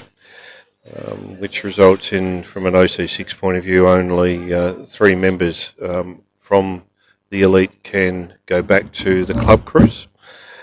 So that's an IVF stipulated requirement. That's where we'll see today the Elite V12 paddlers in their 500 metres. It's a straight race. So, other than our little glitch this morning with our power outage, and the day has gone along quite well. And I don't think the weather has affected us too much, as we've managed to get all the events through today. So that's been a really good outcome. And where I was alluding to before, if you do follow the drone footage down the course, you'll see all the club canopies that make their way up the shoreline. A great spectacle, and in behind all of that is the vendors, be they food or the outrigger merchandise, from clothing to paddles to accessories, that are always very welcome and integral parts of our sport, as they provide a link to the equipment that's being used around the world, let alone here in Australia, for our sport. The best paddles and PFDs and clothing and jewellery, all relevant to the nature of what we do. There's some V1s being sold and OC2s being sold as well, that members can have a look at the current versions of those smaller craft and make choices, and even get them out on the water to have a bit of a play before they possibly choose to invest in a new canoe, which is really what they're doing, is they're investing in a fairly significant part of the sporting goods that they need to be a competent paddler. It's always great to have your own your own canoe, if you can afford the investment.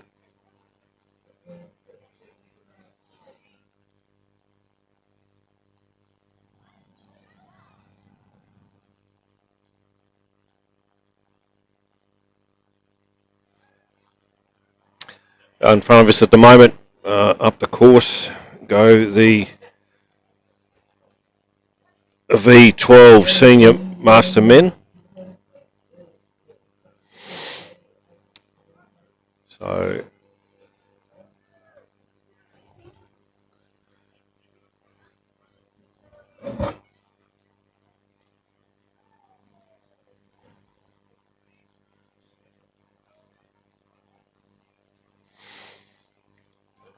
and I would hazard a guess by the age group, the ages, that there's also some junior crews in there where they're combining seniors and juniors in the race.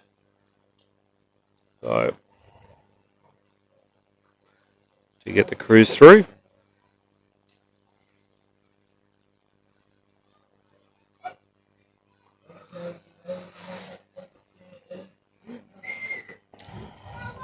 Good opportunity to see the crews that have been working together and look at the timing of these guys. All pretty smooth. I guess once they get that green flag, that's when it all gets put to the test, our timing. As the effort goes up significantly, especially in the early few huts. The hut being where we change over from one side to the other. Crews can do anywhere, probably in the longer distances, from 8 strokes on one side to anything here. Possibly, some crews might do it a longer or a greater amount of strokes before they do their hut. Each crew may be slightly different. Depends on the makeup of the crew and their stroke that they want to have. So each of the huts, I guess over 500 metres, you might find some of the competent crews might get through with fewer huts. In other words, more time that the blade's in the water. So one of those things that you watch out for as they're coming down the course, just to see what their logic is.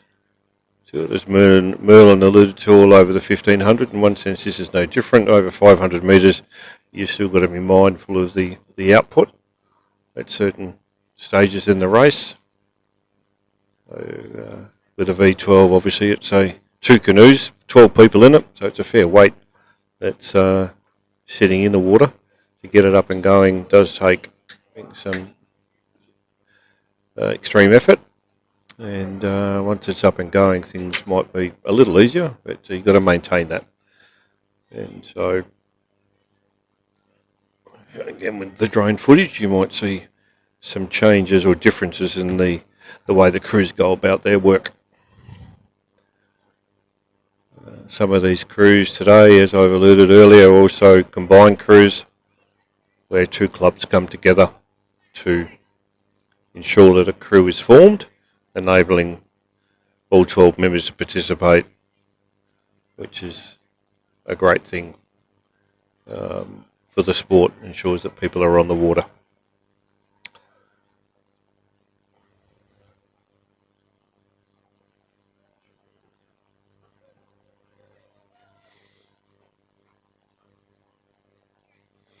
And the hold up at the moment is we have a crew is making its way down the transit lane now. So I could see crew out of WA, combined crews of a couple of the clubs from WA. We'll be looking forward to again showing us their wares through the course of this 500 metres dash. So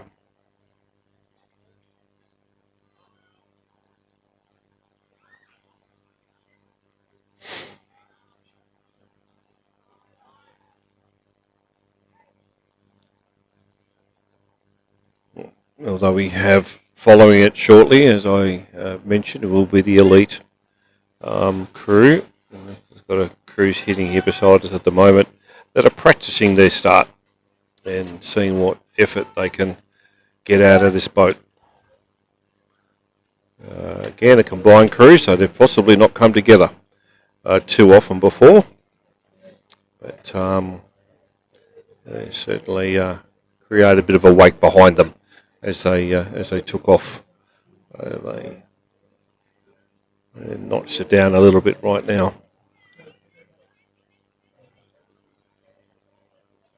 So we've got a green flag for what would be the Senior Master Men's V12 500. Particular race in lane number 5 at Scarborough, the Dirty does it in lane 6, it is Heckheely Outrigger Canoe Club. In lane 7, it is Sunset Bay Senior Master Men. In lane 8 there, Newcastle is Senior Master Men as well. And rounding off this field in lane number 9, it is Rock Solid and Bayside Redcliffe. That's who they represent, so they are coming down now. Look at them go as they make up their first 100 metres, are done and dusted already as they come down at a great rate of knots. Certainly weren't doing that on the way up there. So let's watch and see, as I don't see anyone making a huge difference. They are not being seeded, so we don't go to the centre of the racecourse. They are lining up maybe there in lane number 5, the Dirty Dozen from Scarborough and Heckheely. They are close by there. Are they the ones out there, out on the far side? Redcliffe are up there or thereabouts again. As they get closer to us down here on the finish line, it starts to get a little bit exciting. Drop back a little bit, perhaps out there in lane number 8. It is Newcastle, but who's got up in the lead? Is it down here in lane number 5, Scarborough in their bright shirts, or is it outside them, Heckheely in their black and yellow? Let them go. What about the far side? I think it is out there. It is a far side. Redcliffe got up there. Maybe that's a bun fight for the rest of them, because the rest of them are lining up, but there's only one out the front. It looks like it will be Redcliffe at this stage. some barring a natural disaster, but I don't see that happening. As again, you look at their synchronisation, their teamwork, their timing at this stage. They are pulling themselves through the water. Let's focus on the front with 15 metres to go. Put your hands together out there for Redcliffe, and down here, it'll be both sides of this course. It'll be Scarborough who'll take out silver, and inside them it will be Hickey as the rest of these paddlers come across in a blanket finish. Great racing out there. You just watched race number 48, the senior masterman, the V12 500 metre straight final. One more race to go.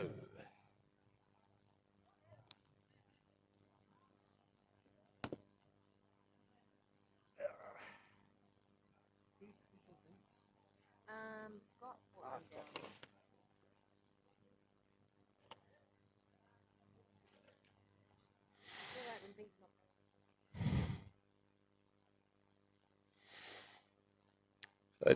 Two races within one there. So I will though draw your attention to the platinum. Sorry, the senior mastermen's V12 though. All four crews basically coming across the line within the length of one boat. Sensational racing there from all of those four crews. And I think it's the under 16 guys that were sitting out there on their own, making sure that the senior people behind them didn't catch them. I think that happens both off the water and on the water, isn't it? But, make sure they don't get caught.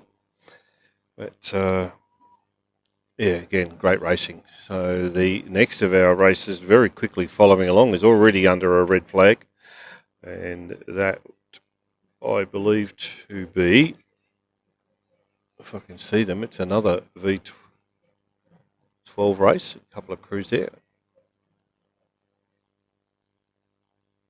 As we got to start in this next race out there on the water, which is the final race of the day. Race number 49 is Elite Man V12 500 metres. It's just the two of them. There's not a lot to call, and we'll be interested to see who makes it to that first 250 metre mark.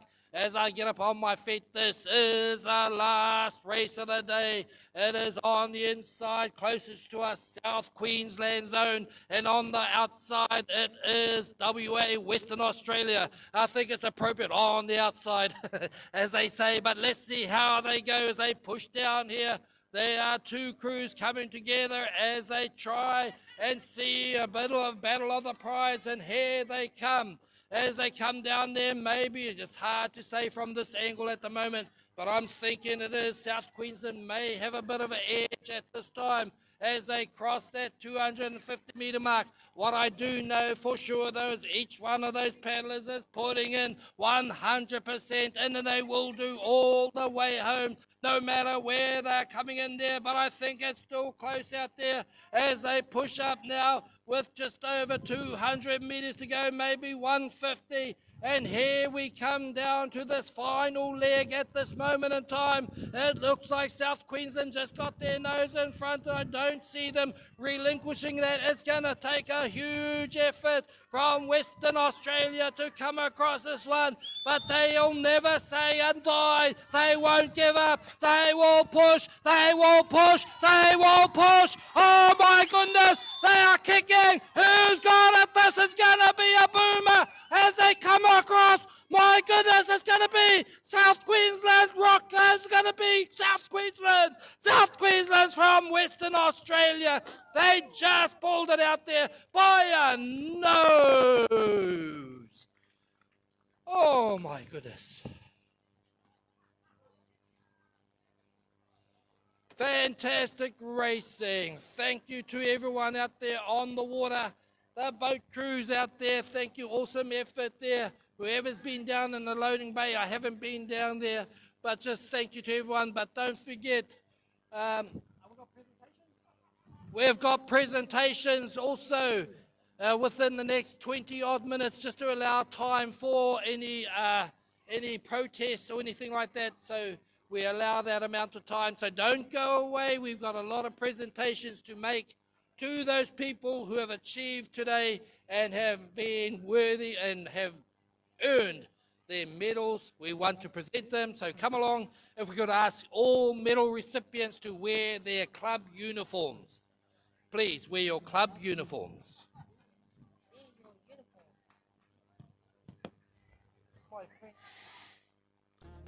Well, folks, that brings day one to a conclusion here at the 2025 National Sprint Championships. And what a way to conclude it with those two elite crews hammering it out the way they did. Whilst a large nose might have been the call, but that just again highlights the nature of the racing that can be achieved out here on this lake. To all of our competitors today and those supporters of them, we thank them for their contribution to the day, their patience with us whilst we sorted the technical things out. We will be back here tomorrow and Sunday from around 8 o'clock for the racing. Obviously for registrations and the like that go with this journey, we'll be here certainly bright and early. And if there are people watching, listening to this footage that live in the Gold Coast area or surrounds, we would certainly welcome you to come down here tomorrow and experience the environment of outrigger canoeing. And we certainly are very proud of what we've got to offer, and we'd certainly like to introduce as many people as possible to what it is that we do, how we go about it, and the opportunities that you might experience if you choose to give it a go. So to all involved, many, many thanks, and safe travels, and we'll see you tomorrow back online for the live stream here at the 2025 National AOCRA Sprint Championships. Thanks, folks. Way, certainly medal recipients, we would love you to be there.